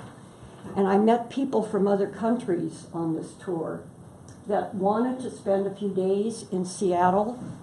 They were frightened after the first day to leave their hotel because they were from smaller towns probably, but they were so frightened. They were scared because some of the people that are homeless are scary. And I think, I didn't know that there was a place where these people could bathe. But I've asked some of the people on the corners, I've taken food. And I think it was Terry commented, they don't want that. They want money. They look at you like they're angry that you provide them a lunch, which that really surprises me because if I was homeless and hungry, I'd certainly be happy if somebody gave me a really nice home-cooked meal. A lot of them are. Yeah, and a lot are. I agree with that. But I think somebody commented, you don't give them money. And I think Lana commented, you give them gas money, you give them money for their utilities, you give them money for essentials. I mean, you buy the essential, but you do not just hand them out money. That's not the answer. Seattle does have an interesting concept with the small homes, and they've interviewed several of these people, and one man lost his job when he was 50. And after a while of being rejected, he gave up. I mean, you know, if you go out, try to get a job, and you have 15 people that turn you down, after a while, you don't go out looking. That's why it's in Trinidad, there are a lot of people that are not in the numbers that are unemployed because, you know, they've given up. And that group, it really needs to be dealt with and helped because they want help. They don't want a free handout. They want a job or something meaningful. You know, it gives them meaning in their life. But opioids are my passion, and I'm trying to work with the medical community, and Lana has agreed, you know, asked what I need. Since I don't live here full time, giving Suboxone or buprenorphine, the opioid alternative to get people off. Many of the people die as a result of opioids, heroin, because they're trying to get off their drug. And then their friend comes along 2 weeks later and gives them the same amount that they took two weeks before. And what happens? Dead, because they do not have the tolerance at that point. And what you all need to understand about addictions, the first times that people take a drug, they feel wonderful. They feel empowered. They feel just great. You know, they feel like they can do anything. But after a while, they're taking their fix to keep from feeling horrible. That's the interesting part. They're not feeling good anymore when they inject or snort or pop. They're just doing that because they feel so bad when they're off their drug. Doctor, it's been 6 minutes. Okay, I'm sorry. I don't mean to Okay, interrupt. pardon me. No, But I'm sorry. I'll summarize real It's quick. fascinating. But I talked to Mallory about possibly having Narcan in the library access, because that is going to save somebody's life. And people think the library is a safe zone.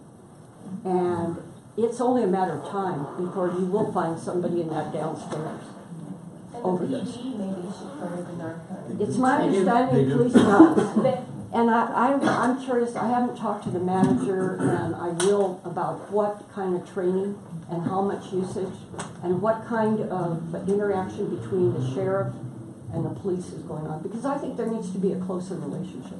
Thank you. And thank you.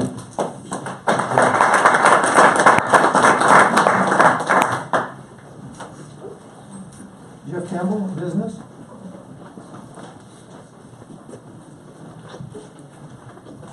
Mr. Mayor, Council. Good evening.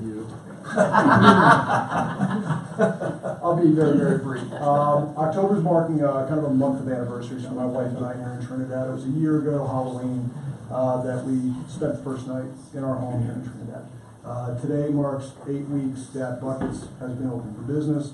The reception to us personally over the last year, to our business professionally over the last few months, has been nothing more than a reaffirmation of what I believe this city had to offer when I started doing my research here after our first visit, which was a little over a year and a half ago.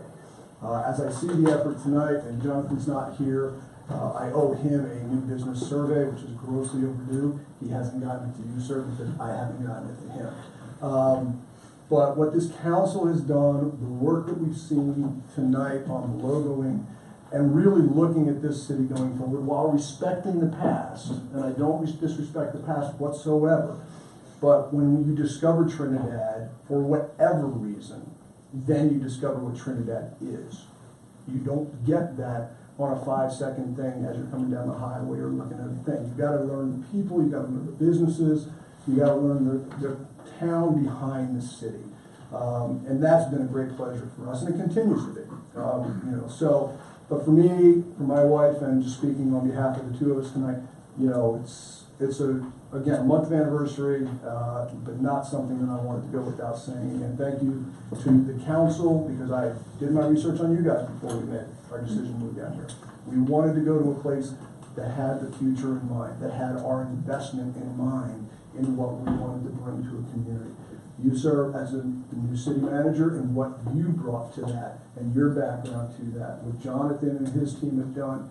Audra, I can't say enough about Audra and how much she worked with me as a neophyte, as just this new person in town to walk us through the process to create jobs in this town and to have a business. So for all of that, I'm nothing but eternally grateful. Look forward to being a loyal member to the city, and I just thank you again for everything that we saw here tonight.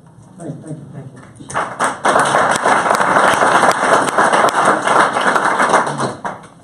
Tom Murphy.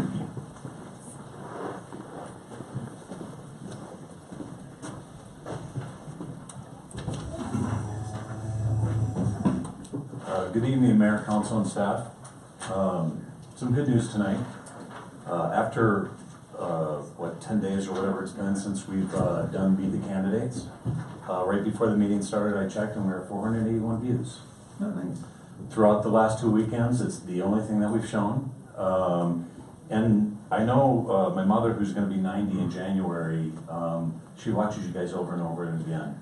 And I'll tell you that she doesn't like the county commissioners, they're boring. Way more interesting. So today I finished my last one-on-one interview with Jackson Pixley. And so starting tomorrow, I'm going to start putting, I've got to edit, or really just cut off the beginning and the end if there's any dialogue.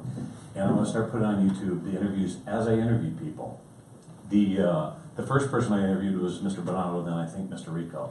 So don't think that I'm showing any bias when you see these showing up. It's just the order that I interviewed people. Once I have all this done, then I'm going to start putting them on my channel. And probably next week I may run the channel 24/7 so that people have a chance to turn it on and watch. Although it's on YouTube and that's far more accessible, I know people like my mother and other people who still are on Comcast that they watch the channel.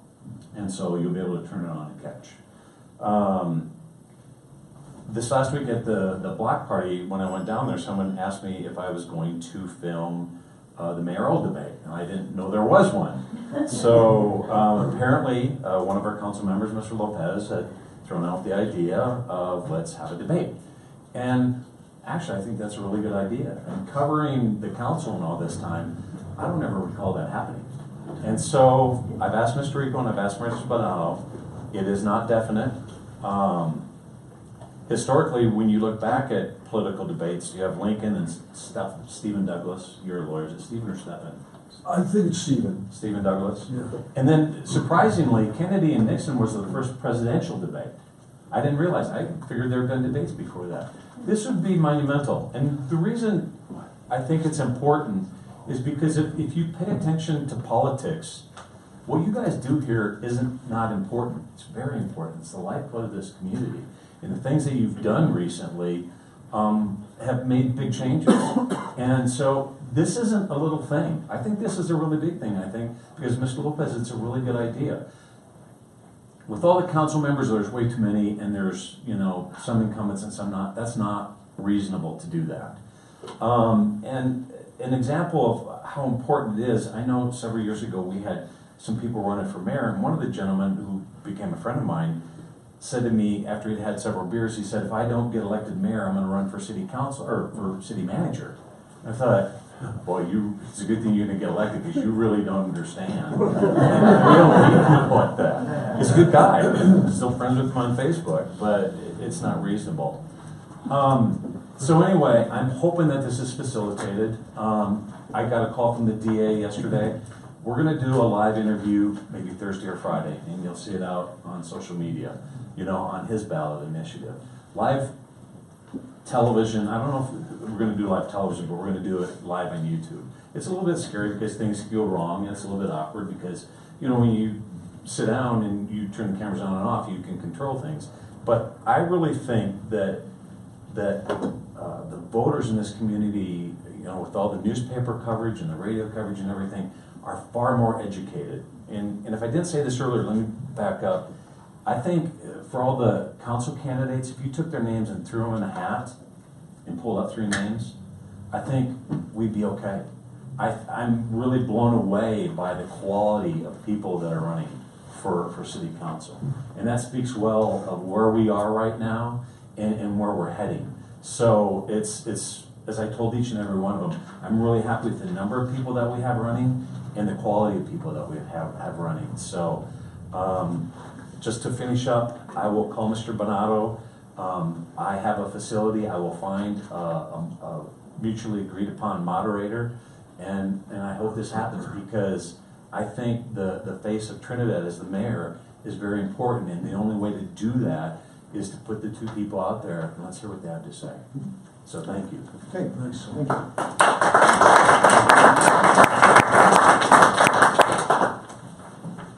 I know we had several people comment tonight, but as the audience can see, a lot of good things happening in our community, and I wanted to thank everyone for being here and just participating in any way that you can.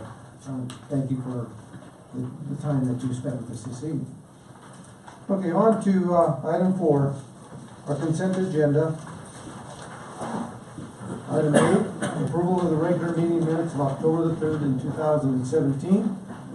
Approval of special events permit, malt venues and spirituous. Request filed by Arthur Roy Mitchell, Inc. at 150 East Main Street on November the 4th, 2017 from 5 p.m. to 11 p.m. Ms. Sue Porterfield, are you in the audience? Okay. Okay. Item C, it's a new lodging and entertainment liquor license application filed by Image Hospitality, LLC, DB, doing business as Quality Inn at 3125 Topol Drive, setting a public hearing at 6 p.m. on November the 21st, and tentative neighborhood boundary as the city's corporate limits. This is actually the current license. The current licensee, Image Hospitality LLC, is applying for a change in the class of license from hotel and restaurant to lodging and entertainment. Mr. Patel, are you here? Yes, he's not. Okay. Item D, a new retail marijuana store license application filed PC Holdings Incorporated, doing business as Canna City at 417 North Commercial, setting a public hearing at 6 p.m. On November the 21st, 2017. Mr. Ryan Shu, are you here, or anybody here? I'm here representing. Okay. Item E, the bills. Item F, approval of payroll, October 7th, 2017 through October the 20th, 2017. And October the 21st, 2017 to November the 3rd, 2017. Motion to approve the consent agenda. So moved. Second? Second. Any discussion? Please keep in mind that we have in the past required that everyone be here to represent, and we do not have item C, which is the new lodging license by Image Hospitality. Do you want to leave and okay that license, or do you want to leave that up? Well, that's just to set for the future hearing, correct? Right. I think if he should be at least there for that one, but I think we can set the hearing without him here tonight. Okay, this is not decisive, it's administrative. Okay, just want to make sure that you didn't have any questions.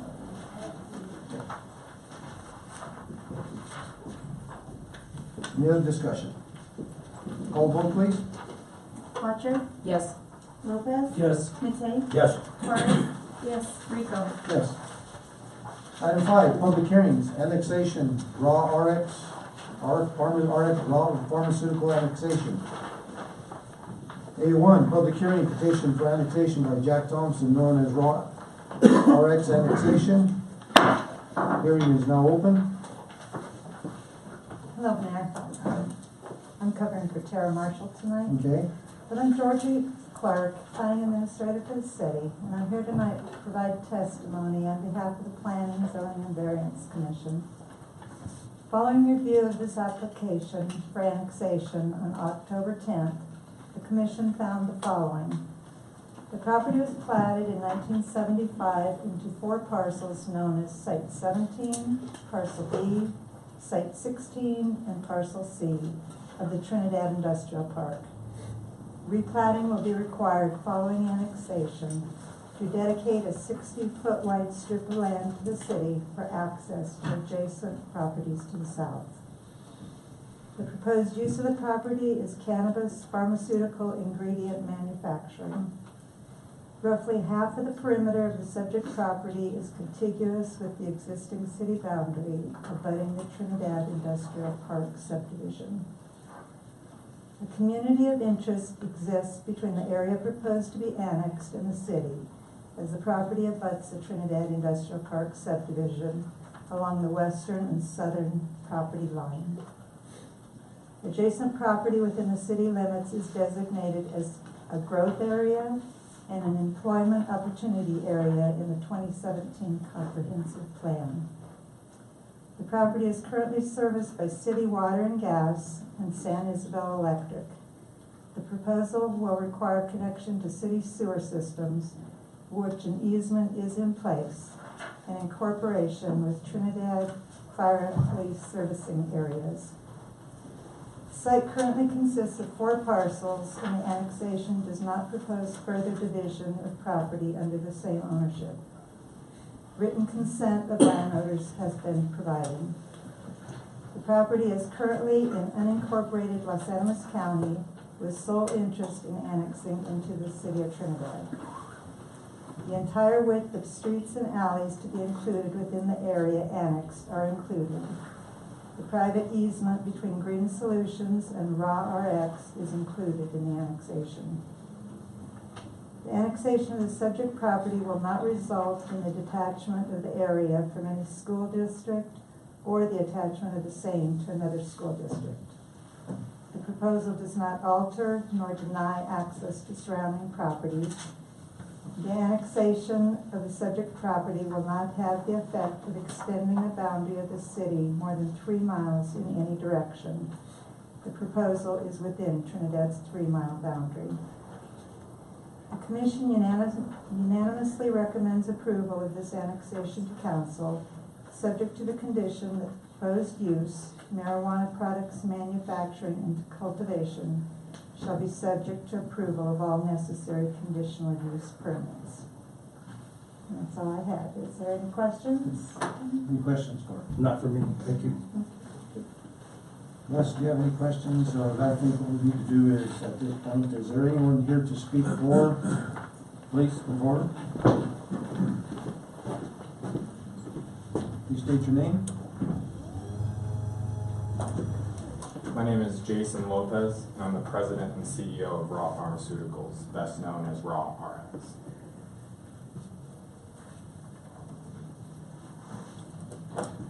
Do we need to swear him in for this public hearing? We may as well. It is a public hearing. Please swear him in. That'd be fine. Please.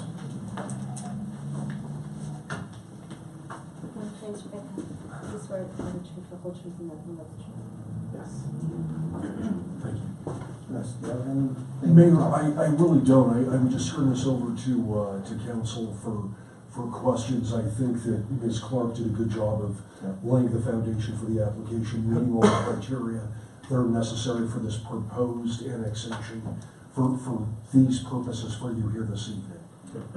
Start with council. Mr. McKay. I'm understanding the sequencing of events to be that the first has to be this annexation before he can proceed with his application. Correct. So my question, and painfully where I'm trying to go with this, is you have not yet appeared before planning and zoning relative to a conditional use permit, is that true? No, sir, we did. You did? Right. Last week. Ms. Clark was alluding to the fact that planning and zoning, I believe she said. She mentioned it earlier, right? Has unanimously approved this. That answers my question, thank you. I apologize for not paying better attention. We're in the process of processing the conditional use permits Gotcha. at this time. And- So that the conditional use permits has not gotten the approval of planning and zoning yet. It hasn't appeared before planning and zoning. And as we attempted to institute a cap on things, we were, in my understanding, attempting to resolve matters for applicants in the queue. Is this one such applicant, or is this something new and different? Is this an applicant? So did they have, well, they don't have their conditional use permit now, so I would say they are not an applicant who would have been in the queue. Now, their use, I know, Is growth. right, and that is not limited by the cap. Gotcha. And so they're outside that. and so they're okay. If they wanted to have a retail store, it would be a problem. Do you have any intentions of doing anything other than growth there? Growing manufacturing, no retail stores. Okay, thank you. I'm done. I have a question here about, I'm reading cultivation operation that would move towards federal approval to manufacture pharmaceutical grade products and participate in drug trials. Can you give me a picture of what that is, the specifics? Yes, and I also want to give a little more background on myself as well, so I can get personally. Again, my name is Jason Lopez. My family came over here from Spain, settled in Stonewall, Colorado. My grandparents both attended high school here in Trinidad, Colorado. I've grown up here in Trinidad. Summer vacations down here, grew up hunting, fishing, biking. During that time, went to college, studied global leadership at the Arizona State University. From there, I joined the military. I was a military veteran for over 8 years, did a tour in Iraq and Afghanistan. When I was in Afghanistan, that's when I started understanding cannabis as a whole and the opioid addictions or things that were being manufactured in rural communities outside of the United States. From there, decided to come back and start a pharmaceutical manufacturing with my business knowledge, and decided to really help this pandemic from a natural basis standpoint. My mother's an ND. I come from a line of medical doctors. I'm still pursuing my ND myself. I'm about 3-4 years, depending on juggling school and as well as launching this pharmaceutical company. And to now lay a foundation for physicians across the board to be able to prescribe natural-based compound medication like cannabis. We have about partnered with over 8 physicians in regards to some of these studies. We've partnered with 2 national accredited colleges, one here in Colorado and one in Texas. Texas is helping study neurology studies related to Parkinson's disease, certain brain cancers, epilepsy, autism, so on and so forth. So we're really taking the industry from the cannabis standpoint and really isolating the compounds and laying a foundation that now physicians can take a standpoint from a federal level and then retrofitting the property to a pharmaceutical grade using FDA compliance like good manufacturing practices to take this to the next level in medication. And in regard to that, with the facility, that's the state-of-the-art facility. Working with the FDA to now slowly incline takes us about 3 to 4 years application process, setting good manufacturing processes in place, and then start the research and development process to now work with the FDA. We have an advising FDA with us that has actually come down to Trinidad to look at the facility to start implementing some of these rules and regulations from a good manufacturing standpoint, so then we can start setting this new foundation of where I believe this industry should go. So you're going to be doing research and then application? Yes, yes ma'am. Yes, the research will come first with the university studies, and then as that develops, working with the physicians, then we'll submit an either NDI or an NDA. An NDI would be a new drug application or a new drug ingredient, depending on the levels that we're going. Will they be on site or at their respective colleges? Hopefully, the big picture of this, Mayor, City Council, members of the community, is to build, we just recently acquired the 45 acres out there in the industrial park, and to build a campus for research and development, to bring physicians and top scientists, schools, partnering with schools to not just do that there, but to do this down here. Working with junior colleges to help implement intern programs that can give them now a standing point, not just from a medical standpoint, but from agriculture programs into the hemp industry, good manufacturing programs that can help and possibly implement. I know the community college is looking for science equipment and science, which we have a lot of, and looking at possibly wanting to partner with the junior college and now implement that transitional phase from JUCO to a higher academic knowledge. I really see in the long range research and development, it would behoove Trinidad to really, really capitalize on that. Yes, ma'am. I think he answered most of the questions I was going to ask. Stars. Yeah, there's nothing to ask. A couple questions I have is, just to make sure that the pharmaceutical aspect of this does not fall under the cap that we have in place. Correct, I believe it does not fall under the I cap. want to make sure, because that would really. That is correct. I think it's outside the cap, Mayor. Okay. And just an understanding, like somebody asked, you would not be allowed if you decided to go toward retail that is within that cap, so that's something that you cannot do. Sir, and we also have provided the retail application on both sides, med and rec. But what makes us different is we're not just a cannabis company. We also deal with other botanical extracts and other plant species that make a synergy effect. Cannabis is well and great and does wonders, for the research side, but we also are, researching other plant species to bring involved into this as well. Yeah, the thing is you could not apply for a CUP for a retail license. Oh, yes, sir. That's the thing we want you to understand. Yes, sir, and we have no need going, having a retail store. What do you anticipate your employment to start with, and what your long-range goal would be? Of course. We have intern programs to help with, supplement some of this knowledge. We're starting with about 12 specialized, bringing some of the specialty, because it's kind of hard to find some of those specialties here in Trinidad. But then what we've done is directly, and to kind of just jump around and I'll come back, Mayor, is, the reason why we chose Trinidad, not just from a personal standpoint, but the progressive that you guys are all taking. I mean, this is why we're down here, the homeless, and tackling some of these issues, the ADA compliance, the logo and branding of the city is the reason why we're here. This is the progressive area, beautiful country, and 20 minutes up the road now you have the greatest hunting and fishing that I've been involved with.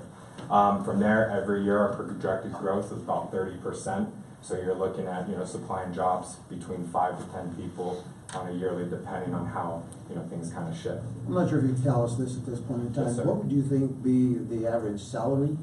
Yes, and that's a great question. We have paid intern programs that helps get students involved. We take a very strong stance on the homeless side. We've actually contracted a few homeless to come out and help us with gardening, getting them kind of integrated and vetted a little bit further to help get them in transitional phases.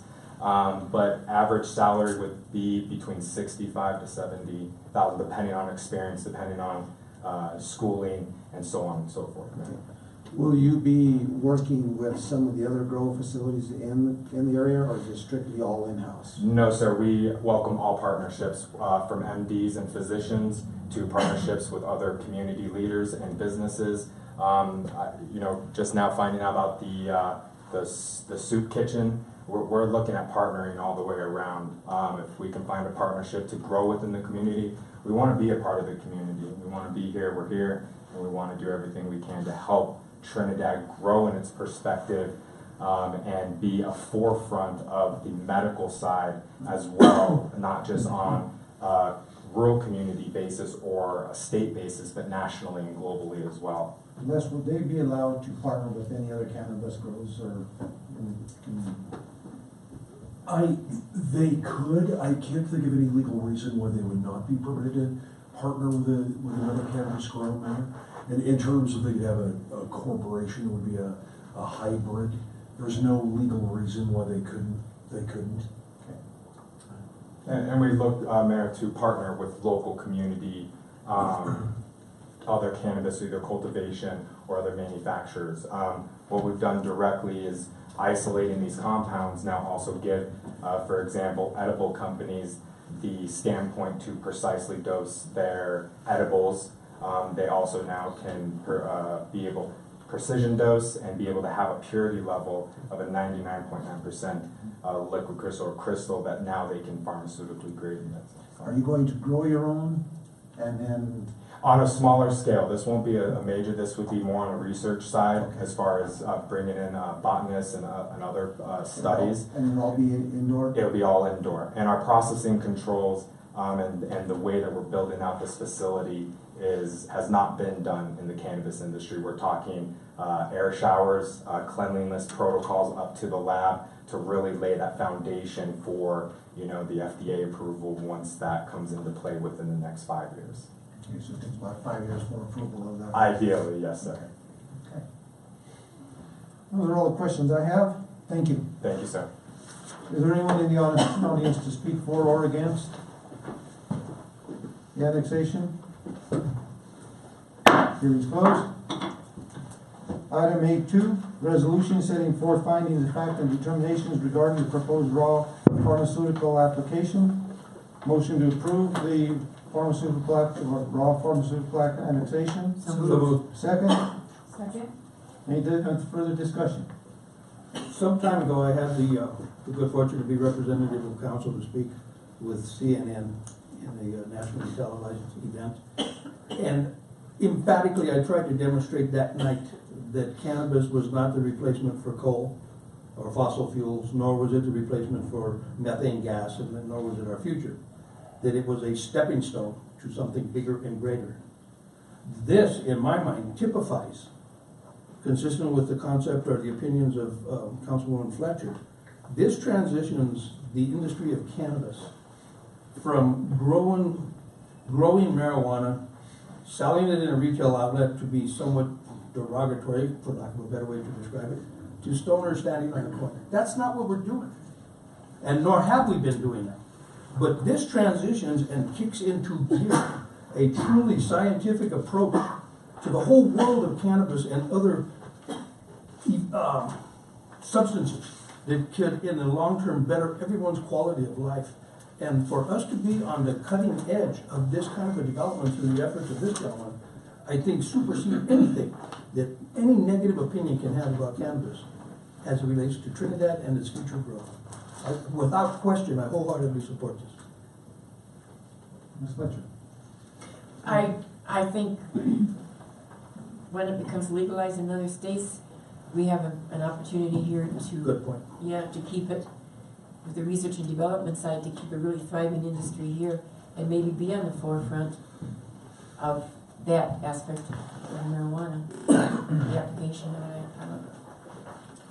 I feel R&D is going to be the future of this particular commodity, and if we do not grasp it at this moment, when we have an opportunity with someone who is willing to do so in the private sector, and also enhance our city boundaries to a little bit further out, I think we'd be foolish not to. Absolutely. As you all know, I just lost my mother to cancer. If not for cannabis, that 2-month diagnosis would have happened, but she went beyond a year because of cannabis. So absolutely, I'm a strong advocate. The only questions, I know you're after 43 acres, and my only question to you would be to, once you get this up and running, to keep it here and not move it to another community. Yes, sir. That would be the big thing that I think if we develop, have a good development, it provides good jobs and a way forward to help this community, to help that industry, I think it's an excellent idea. No further discussion, call vote please. Fletcher? Yes. Lopez? Yes. Matei? Yes. Torres? Yes. Rico? Yes. Item 3, first reading of an ordinance annexing certain territory to the city and setting a hearing date for consideration of said ordinance to November the 8th. Could I have someone to introduce, please? I will. Go ahead. All right, I will. Clerk, please read the ordinance. An ordinance annexing certain territory to the city of Trinidad, Colorado. Whereas the city of Trinidad, Colorado has found a petition for annexation filed by Jack Thompson, owner of the hereinafter described land areas, specifically described in Exhibit A attached hereto, to be in substantial compliance with Section 31-12-107(1) of CRS and Article 2, Section 30 of the Colorado Constitution. And whereas after notice pursuant to Section 31-12-108 CRS, the City Council has held a public hearing on the proposed annexation to determine if the annexation complies with Section 31-12-104 and 105 CRS. And whereas the City Council has by resolution number 1500 determined that the requirements of Section 31-12-104 and 105 CRS have been met, that an election is not required. Now therefore be it ordained by the City Council of the City of Trinidad, Colorado, that Section 1, the annexation of the territory situated in the County of Los Animas, Colorado, described in Exhibit A attached hereto and incorporated herein to the City of Trinidad, Colorado, be and the same is hereby ordained and approved, and said territory is hereby incorporated in and made a part of the City of Trinidad, Colorado. Section 2. The annexation of such territory of the City of Trinidad, Colorado shall be complete and effective on the effective date of this ordinance, except for the purpose of general property taxation on and after the first day of January 2018. Section 3. A request has been made for the zone classification of the land area which is the subject of this annexation, and this ordinance annexing said territory is expressly made subject to the granting of said zoning as requested. Section 4. Within 30 days after the effective date of this ordinance, the city clerk is hereby authorized and directed to file one copy of the annexation map with the original of the annexation ordinance in the office of the city clerk of the City of Trinidad, Colorado, and B, file 3 certified copies of annexation ordinance and a map of the area annexed containing the legal description of such area with the county clerk and recorder of Los Animas County, Colorado. Introduced by Councilmember Lopez, read and ordered, published the 17th day of October 2017. Oh, thank you. Okay, motion to approve the first reading of the ordinance annexing certain territory to the city, and the hearing date for November the 8th. So moved. Second. Second. Any additional discussion? Call the vote, please. Fletcher? Yes. Lopez? Yes. Matei? Yes. Torres? Yes. Rico? Yes. Item 4, public hearing, amending the zone map by establishing the zone class of certain land annexed into the City of Trinidad to industrial. Public hearing is now open. Georgie, you're on again? Yes.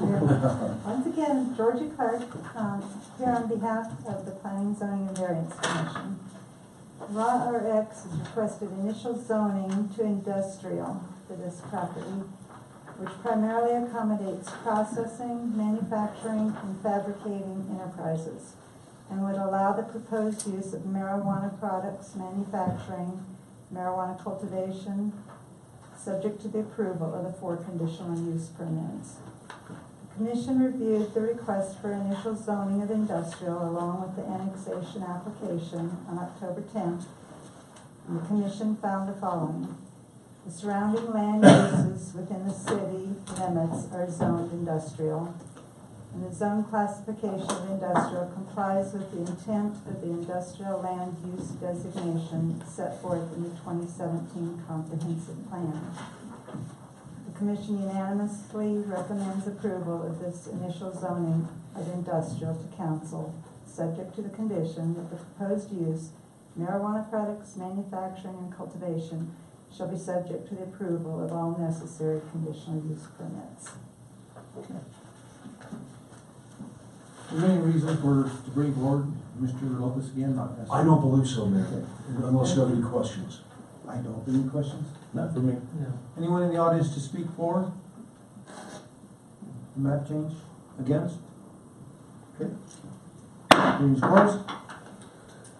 Item 8, first reading of an ordinance amending the map by establishing the zone classification of certain land annexed into the corporate limits of the city and setting a hearing date for consideration of said ordinance to November the 8th. Someone to introduce, please. I'll do it. Clerk, please read the ordinance. An ordinance amending the zone map of the City of Trinidad, Colorado by establishing the zone classification of certain land annexed into the corporate limits of the City of Trinidad, Colorado. Whereas the Trinidad City Council has taken action by the adoption of an ordinance causing the annexation of certain real property specified as the Raw RX annexation into the corporate limits of the City of Trinidad, Colorado. And whereas it is necessary to establish zone classification of land use of the property comprising such annexed territory. Therefore, be it ordained by the City Council of the City of Trinidad, Colorado, that Articles 4, 5, and 6 of Chapter 14, Planning and Zoning, and the zoning map incorporated therein, said ordinance and map being part of the Code of Ordinances of the City of Trinidad, Colorado, is hereby amended as follows. That land area more particularly described in Exhibit A, which is attached hereto and incorporated herein by reference, and which territory was recently annexed into the corporate limits of the city of Trinidad, Colorado, owned by Jack Thompson, is hereby classified as industrial zoning, introduced by Councilmember Matei, read and order published the 17th day of October 2017. Thank you. Okay, motion to approve the zone classification. So move. Second? Seconded. Any additional discussion? None? Call vote, please. Fletcher? Yes. Lopez? Yes. Matei? Yes. Torres? Yes. Rico? Yes. Item B, capital budget estimates. Hearing is now open. Greg, do you have anything that you want to propose on the, talk about on the hearing? Well, Mayor talked about doing a work session for the council, so there would be ample opportunity for you to ask questions and get comments answered, those kind of things. So I would just recommend that this be for the public. Yeah, so if there is anyone in the public who would like, I'm not sure if you've had an opportunity to pull a copy of the proposed capital budget estimates. Do you have anyone want to come forward to speak? None? Hearing's closed. And we will follow up with a work session date for council in the near future, so we'll work on that. Item C, 2018 annual budget. Hearing is open. That is similar to item B, which is, I think we just wanted to use council in the near future along with the work session. And is there anyone in the audience that would like to speak about the annual budget? None? Hearing closed. Item 6. Item is 6A, motion to table the public hearing for consideration of an ordinance amending Article 12, Chapter 14, Section 14-214C, fees to clarify when the wage is to be calculated for purposes of determining the cultivation fee to be remitted to the city for all marijuana cultivated to November the 8th, 2017. Do we have a motion, please? I think you're wrong on the date. Mine says November 7th. And November 17th, we're not going to have it because that is the evening of the next day. The election day, so November 8th. 1,000 pardons. That was brought to my attention too. Okay. Silly me. So we have need a motion on that. So moved. Second. Second. Any discussion? I would just like to point out the reason we're asking for this is it was incorrectly published in the paper, and so we have to republish it. That's true. Another discussion, call a vote, please. Fletcher? Yes. Lopez? Yes. Matei? Yes. Torres? Yes. Rico? Yes.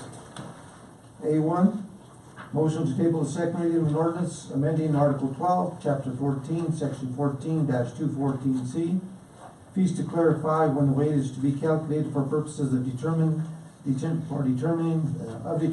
cultivation fee to be remitted to the city for all retail marijuana cultivated to November 8th, 2017. Motion to table, please. So moved. Second? Second. Okay, and just like City Manager was saying, this is necessary due to an error in the publication whereby it did not conform to the Home Rule Chapter Charter requirement that it be published in 10-point pie cut. That was the reason for changing. Okay, well, first and second, okay, call vote, please. Fletcher? Yes. Lopez? Yes. Matei? Yes. Torres? Yes. Rico? Yes. Item 7, miscellaneous business. Approval of the ready grant for the sewer main line. This is the contract between the city and the Colorado Department of Local Affairs to complete the engineering, design, and construction documents for upgrades to the sewer trunk line. The grant is $100,000. The city match will be between $100,000 to $150,000. Motion to approve the ready grant. So moved. Second. Second. Okay, Mr. Valentine. Good evening, Mayor, members of council. Tara Marshall could not be here tonight, so I'm here to answer any questions. But if you recall, a couple meetings back or a couple months ago, we she came to council to ask if we should apply for this READY grant. It's a $200,000 limit, $100,000 from DOLA and $100,000 match, possibly more, for the engineering documents for the sewer main trunk line from Commercial Street down to the treatment facility. This is to approve the contract. We received the contract from DOLA. We will move as soon as, if council approves, we'll move within this week to go out for a request for proposals for engineering services. We're hoping it comes in at $200,000, where we only match $100,000, but if it comes in a little higher, we may have to match more, and that's why Ms. Marshall has put $100,000 to $150,000 match. I'll answer questions. Any questions? Nothing. So this is for the contract for the engineering, and I think I read thereafter the work is going to be another potential $100,000 for implementation. Is that? For construction? Yeah. No, it's 1.5 miles of sewer main.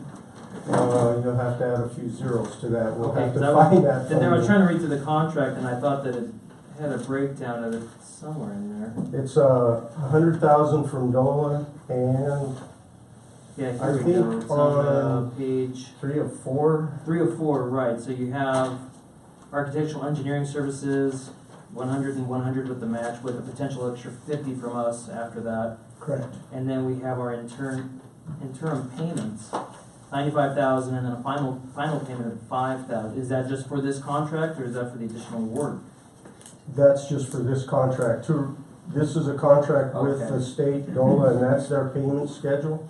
So it's kind of like they retain $5,000 when we request. So the initial payment would be $95,000. Okay, that clarifies it for me. For some reason I was thinking that was for later for the future work. I was like, why is the engineering more than the work? Anything else? No, that was it. I Ms. just Torres? confused. Okay. My only question is the $100,000 match that we have, that is coming from what? The capital improvement CIP budget. Okay. No other discussion? Call vote, please. Thank you, Mr. Valentine. Thank you. Fletcher? Yes. Lopez? Yes. Matei? Yes. Torres? Yes. Rico? Yes. Item 7B, consideration of bid results for 2017, 1 ton 4x4 truck for the water department. One bid was received in the amount of $51,057 from Spradley Bar Motors of Greeley. And local bids were solicited. Motion to approve, please. So moved. Second. Second. Okay. Anything to add, Mr.? I do not, other than we followed all the procedures. We bid this vehicle out. We spec'd it as our needs, and the state award didn't have that vehicle available. We took it to local dealers. They didn't bid it. We received one bid. So I would like to add, if I may, Mayor, that Mark Veal, our water foreman, is here for support of this. But if you recall, he was here for 27 years, and he was late for this. So I'd like to recognize him for the 27 years.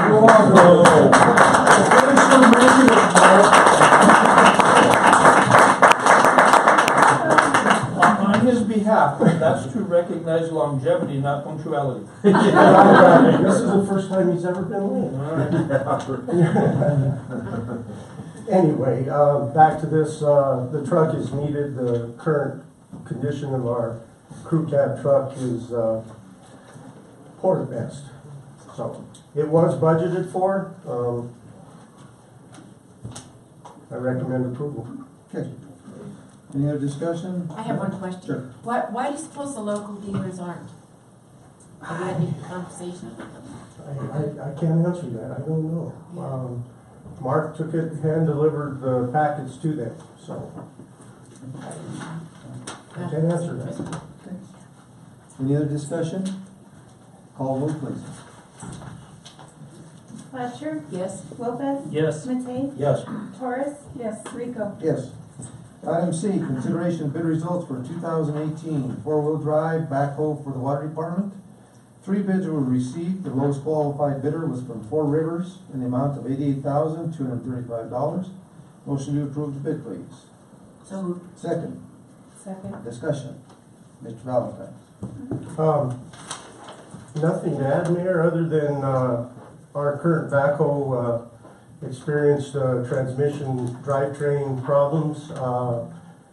In talking with the dealership, it's 2003 backhoe with over 5,500 hours on the machine or thereabouts. Their estimate just to tear into the machine and diagnose the problem is $14,000. To me, it's putting good money after bad, and we went out to bid, and I think these are some good numbers. These are state award type bids. So, yeah. Any questions? No. Mr. Richmond? Okay. Just a couple of questions, just out of curiosity, on a piece of equipment like this, do you know what the average hours that are the longest, or the average hours that a piece of equipment like this will be able to work before trading? It's around, for a backhoe like this, it's around 5,000 hours when you should start, looking at replacement. This one being 14 years old and that many hours, it served its purpose. It is something that we've tried to do in the past, and something I still want to implement is a rotation on our equipment. And now, this piece of equipment that we have currently, is it something we bought used, or was it brand new when we bought it? It was brand new when we bought it. Okay. Those are hours that city put on that piece of equipment. Okay, and then kind of a follow-up to my first question. Would something like that, just proper maintenance, will it add additional hours to this, that possibility? It always, That's proper maintenance definitely. I just want to make sure that we're Sure. maintaining our equipment properly. Yes, and yes, we do, through general maintenance, they change the oils, they maintain it.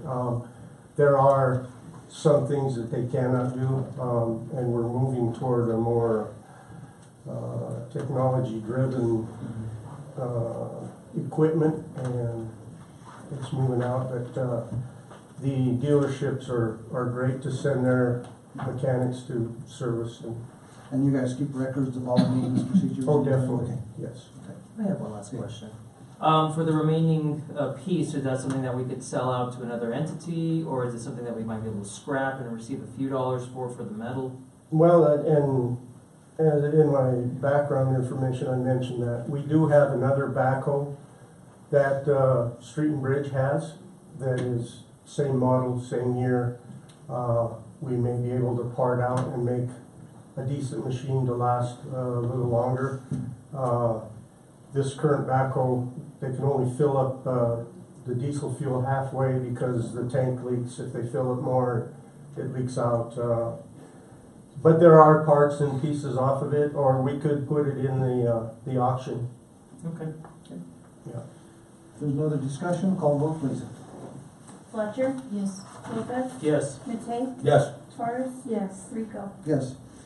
Item D, consideration of bid results for 2018 compact excavator for the city departments. 3 bids were received. The lowest qualified bidder was from Bobcat of the Rockies in the amount of $56,113. Motion to approve the bid. So moved. Second, Seconded. anything you got for us on that, Mr. Valentine? Nothing other than, while I was doing the research on the backhoes, the mini excavator is something that we've always wanted that we could utilize. We have the funding now in our capital, water department capital budget line items, because we have not finished some of the projects that we had in the queue. It's not going to happen this year. This piece of equipment, if you notice any of the construction going on anywhere, they're leaning toward this. The water main repair in Valdez was done with a mini excavator. If we had it in our fleet, we could do it. The sewer main repair that we just had, the emergency, was done with a mini excavator. This is a valuable piece of equipment that I think any department could use. The gas mains are all in the alleys. They're tight alleys, and they have trouble. We need to clean the ditches up at Monument North Lake so that we get our shares to the lakes as required for treatment and everything. Currently, they have to go up there with shovels and you know, chainsaws. A mini X would expedite that and be more efficient. And you want to do away with all that manual labor? Well, It's not efficient. it is not. I mean, we send our distribution crews from town all the way up there, and they're up in the hills, and if something happens here, but anyway, I got you.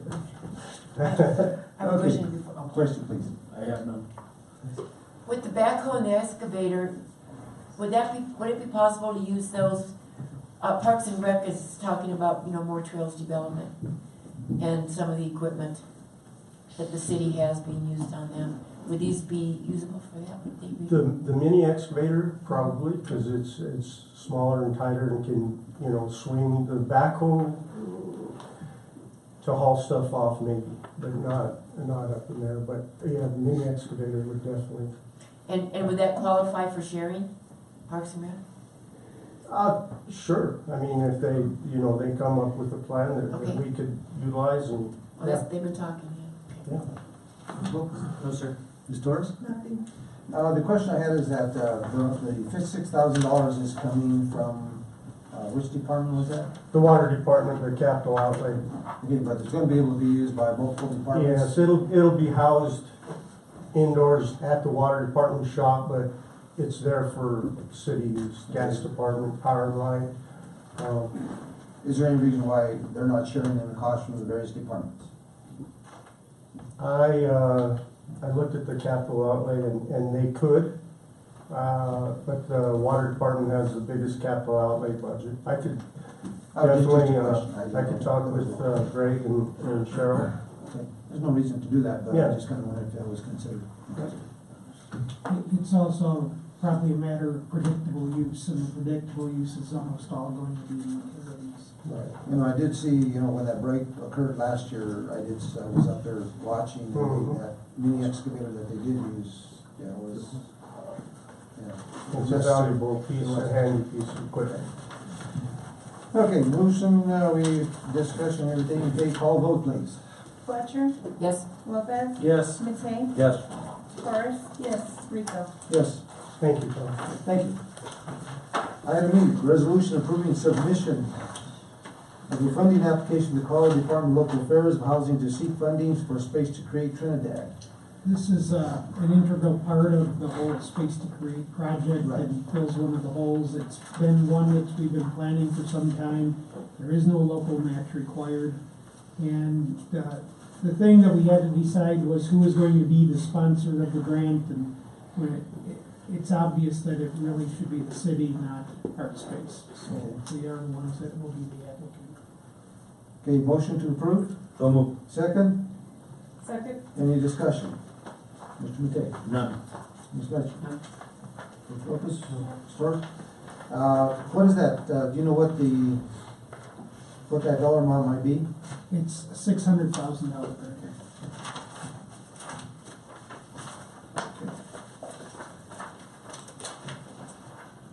Call vote please. Fletcher, Yes? Lopez, Yes. Matei, Yes. Torres.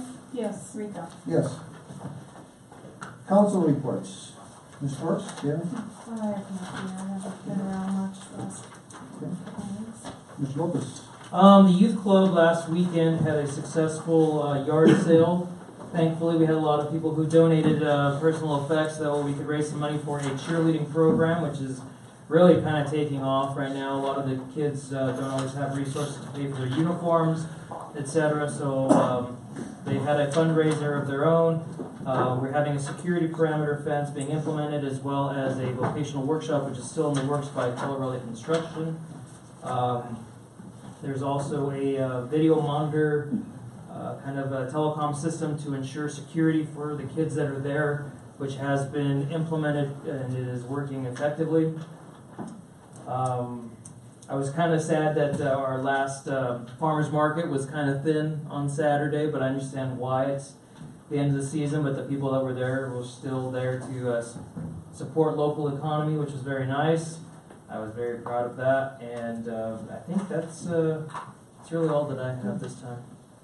Ms. Fletcher? Yeah, what Carlos just said, jogged my memory. Kamida, the place down there in the old Hey Dad's building, is gonna have an indoor farmer's market now. So on Saturdays, it'll be a farmer's market, but it'll be inside. And that'll be the location. Kudos to Kurt Larson for Saturday night's benefit dance. $15,000 is a pretty good chunk of money for scholarships, yeah. That's great. And I think that he did a great job, a lot of fun, it was a lot of fun. This coming Saturday is a community cleanup down at the river. Parks and Rec is grateful. Greg, thank you for coming to their meetings. They like the attention that they're getting, thank you for that. And I think that's it. Oh, Ada's had their candlelight walk tonight that we had to not be there for, but I'm sure it was well attended. Okay. I'd like to get some clarification from you before I make my comments. Yes, sir. I want to speak to some information that was provided in Meet the Candidates night that is erroneous in terms of our numbers. Is that something appropriate here, or should I just leave it alone? Well, I think that's protocol. I think you can comment on it. I mean, it may not be the best or most ideal time, but there's no reason why you can't. I can address this two things. First of all, we talked about additional equipment that's not working and the like. Since the police department has moved into the building across the street from where I park and where I work, I noticed we got like a disabled trolley. We got broken down police cars. We need to do our own part about making Trinidad be beautified. And if we can sell as scrap those things that don't need to be worked and artwork, and why do we warehouse them and put them out there in public view where they don't really serve our best interest, in my opinion, and that of many other people who have brought it to my attention. And out by the swimming pool, where the swimming pool used to be, where the sand shed is, Main 160, 350 coming into town to be all kinds of junk parked. We need to do a better job of it, if not selling it, or ridding the city of it, certainly cleaning it up and hiding it. Put a camel cover over it or something, I don't know, but. Make an art car. I'm sorry? It's an art car, make an art car out of it. We need to do something about that, okay? And to my question with Mr. Downs, some information was provided at Meet the Candidates night, which begs clarification, and I'm gonna take it upon myself to do it. I hope not to create a political faux pas, but nonetheless, I'm going to do it. And the reason I am is because ballots are going out this week. People should receive them Wednesday or Thursday. That means people will be voting, and it's important that they don't vote based on erroneous information provided to them. Mr. Murphy mentioned earlier that there were 481 views of Meet the Candidates night.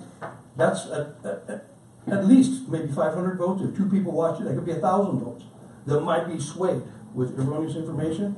So in order to correct that which was stated, I want to make this statement by saying that the City of Trinidad, in its 2017 grant program to the nonprofit organizations within the city, first of all, we partnered with the Trinidad Community Foundation, which, as I understand, and certainly was my opinion at that time to do this, was first of all to not hold that authority among the 7 of us and burden us with the challenge of having to vet those applicants and do a fair and justifiable job for them to be adequately interested in what they had to say. We built partnership with the Community Foundation and dispersed some of the authority granted us to handle a nominal amount of money. $20,000 is all that it was, to be distributed among the, and it involved, in my mind, participatory governance. And trust me, we are not only the 7 smartest minds in town. There are other people who have brilliant ideas. We should take advantage of that input. That having been said, of the $20,000 entrusted to the Community Foundation for dispersal, they understandably kept $1,000 for administrative costs. On 2 occasions, they expended $110.40 for advertising, spent at the Chronicle News. Thereafter, and this is a bad copy, so bear with me as I try and make sense out of this. Thereafter, the Trinidad State Junior College Adult Educational Services were awarded $1,440. The Southern Colorado Family Center, $900. Southern Colorado Developmental Disability Services, $2,200. The Los Angeles County 4-H Service, $1,861 or $81. I can't make it out. Noah's Ark at that time received $1,250. Holy Trinity Academy, $2,000. Fisher's Peak Soup Kitchen, $1,360. The Calubra Range Community Coalition, $2,500. The Earth Mountain Education Farm, $2,500. The Southern Colorado Repertory Theater, $2,500. The Trinidad Los Angeles County Chamber of Commerce, I believe it is, was $120. We are a far cry from $1.7 million. We're $20,000 that was expended. When you make your decision, these are the true and accurate facts. And I'm done. I have one thing. I meant to bring up Hometown Holidays Parade of Lights is coming up, and as well as the lighting that's going to be taking place on the 24th out here at City Hall, with the parade being the 25th. The Army's coming down early in the afternoon, 3 to 5. And they're going to have an educational thing for the kids with Humvees, 2 Humvees, and a striker, and the kids can actually get in and play on it and see how it works, and as well as a meet and greet with the Army people. We're starting to solicit, working on the energy that I feel is going on in the city now, getting some participation more than we've had in the past for floats. What would you think about the city having a float? You think the city would do it? New logo float. Oh, that would be a good way to put Get right on that, Mike. Put the new logo float out there. The old trolley. Everybody in the trolley was a Santa hat. Here we go. I just want to put that out there maybe and see what kind of interest there might be from the city people, the workers, to put a float in there, or if not, them, maybe city council. I have one last They thing. can float. I feel this would be a good time to get maybe ourselves out there too. I forgot one last thing. The youth club will be having a haunted house for both little kids and older kids, adults, the 28th through the 31st of this month. So if you'd like, you can go and attend it. There's going to be a non-scary time and then a little bit more scary time. And it'll go into the evening, I believe, until about 10 o'clock.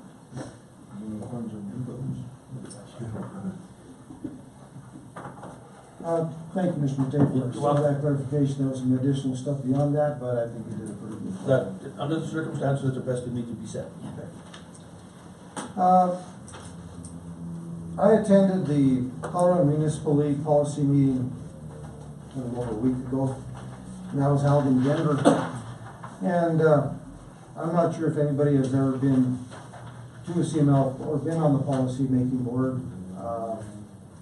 I raised my hand this year, and we went through 20 different items that we went through that day. And just to give you an idea of some of the things we're talking about, liquor licensing, some stuff about elections, documentary fees, affordable housing, homeless. They're looking at reauthorization of the division of the lottery, which sunsets in 2024. There was a minor thing on marijuana that we discussed. Oil and gas issues, pensions for police departments and fire departments, PERA, telecommunications, red light cameras, speed radar, sales and use taxes, preemption of local establishment of trucking routes, which is crazy, wastewater connected municipality use, expanded duration of some revolving loans. These are 20 items, and this is legislation that the Colorado Municipal League is proposing to either back or oppose. There were a couple of items that we actually tabled because we wanted more information, and we'll bring those forward at the next meeting early in November. And just for some interesting information for you guys, for you people here, one of the things that they're going to be discussing in November, marijuana on-premise consumption. There's going to be something on municipal courts, oil and gas, open records acts, healthcare costs for persons in custody, public safety implementation of HB 1313, public safety first net, and the state budget, the state economy forecast and budget impacts. These are things that we will be discussing at the next meeting. So I think that it's very beneficial that we have someone, not only now but in the future, to be part of this policy-making group, because it gives us a voice to the decisions that are being made. And what was interesting, there were probably, I didn't count, but there must have been 80 to 90 people there representing different municipalities across the state of Colorado. Small towns, mid-sized towns, and Denver, Metro, Boulder, all these different areas. So we had a very good cross-section of all the people that were there. And there was some really good discussion on some of these items. So it just, and I will continue to go. Thank you for doing that. So. Yeah, good job. I also attended and actually listened to the Amtrak. I was on a call with them here a couple of weeks ago, and there was just a meeting, and that was one of the things that the high speed, what do they call that? Hyperloop. Hyperloop. That was of interest. That took a lot of the meeting, and the Hyperloop is actually at this point in time is supposed to be private entities looking at this. Colorado is one of 4, I think, states that is trying to get it. When they make their decision, we don't know. But at this point in time, they're not going after federal dollars. I'm sure they will at some point. My question is how is it going to impact the Southwest Chief and Amtrak going through this area and across the state of Colorado? So I will continue to stay on top of that as well. That being said, reports by city manager. Just a couple items that have come up over the last week in visiting with Councilmember Fletcher regarding $3,000 that was requested of the marijuana money for the Christmas holiday event. With small allocations like that, I would like to ask you to consider granting me authority to make those occasionally, because they may not fall into the timing of the bigger issues we'll be bringing forward. So I don't know what the proper amount would be, but that's a perfect example of they'll probably need the money before we bring forward another large funding request. Oh, I think, you have within your power already to go ahead and expend some. I just wanted to be a little bit more sensitive with the marijuana money than with the general fund. Okay. Any thoughts on that? What are the general fund guidelines? General fund guidelines right now is $30,000. I thought we just raised it to 50,000 in the Not last yet. meeting. Not yet. Oh, okay. Okay, That's still I think that exceeds the intent of what we're trying to do now. And I would support the idea of maybe 5,000. Okay, but As a cap? as a cap for the kind of incidental things that we're talking about doing now. Ms. Fletcher? Of course, I agree. At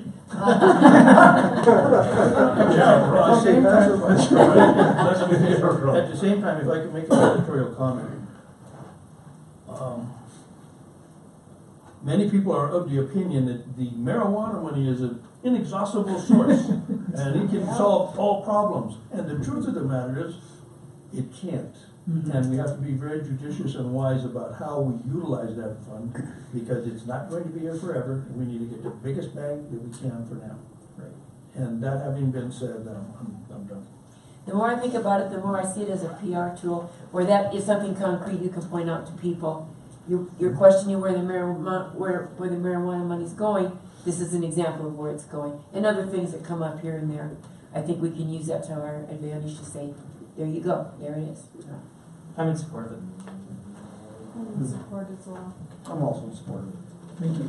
And then the other thing too, in the plan to move the solid waste operation into an enterprise fund sometime in the near future, I'll be bringing some proposals to you regarding increases in landfill rates. Probably the drop-off rate is something that we have to consider fairly soon. The cost of disposing of tires, which right now we're not covering our disposal cost. And so those will have to go up a little bit, and maybe just a couple other changes. I think on that, I think what we need to do is get some comparables with other communities, what the cost is for disposal. I sought those out for when it came to the commercial rates and got a couple of comparables for that, but I don't have them for tires and the other. Okay, give us what you can. I think that would be something of interest, council's interest. Okay. Yep. Any other questions for him? Not from me. Okay. Councilor. Thank you, Mayor, council members. I wasn't going to say anything since I'm kind of focused on the next item on the agenda. Maybe getting gutted like a fish soon. But I wanted to say that I had a sense of what Councilman Matei was going to say regarding the Meet the Candidates night, and that is, and it wouldn't have been appropriate. I know we have a couple of city council candidates in the audience and other people watching, but if it had been like a campaign, you campaigning from the council dais, it wouldn't have been appropriate. I knew you weren't going to do that, so I just wanted to say that in that instance it wouldn't have been appropriate. But again, I have a sense for that. So that was just a clarification I wanted to make. Because I don't want you to use that against me. No, I'm just kidding. So, but that's all I have. Yeah, and that's why I didn't want to dig into the meat and bones of that. They wanted to consider that me as a campaign. That's why. Right. And it was your right. I think we as a council, it bears elaboration just for our benefit that kind of reflected on us all. Yeah. Okay, with that, next item is item 10, which is an executive session for discussion of personnel matter under CRS section 24-6-402-2F and not involving any specific employees. Who have requested discussion of the matter in open session, any member of this body or any elected official, the appointment of any person to fill an office of this body, or of any elected official, or personnel policies that do not require the discussion of matters personal to particular employees, city attorney evaluation. Motion to go into executive session. So moved. Second. Second. Any thoughts, discussion? Roll call vote, please. Fletcher? Yes. Lopez? Yes. McKay? Yes. Torres? Yes. Rico? Yes. With a little break. Yes, we'll take another 5 minute break.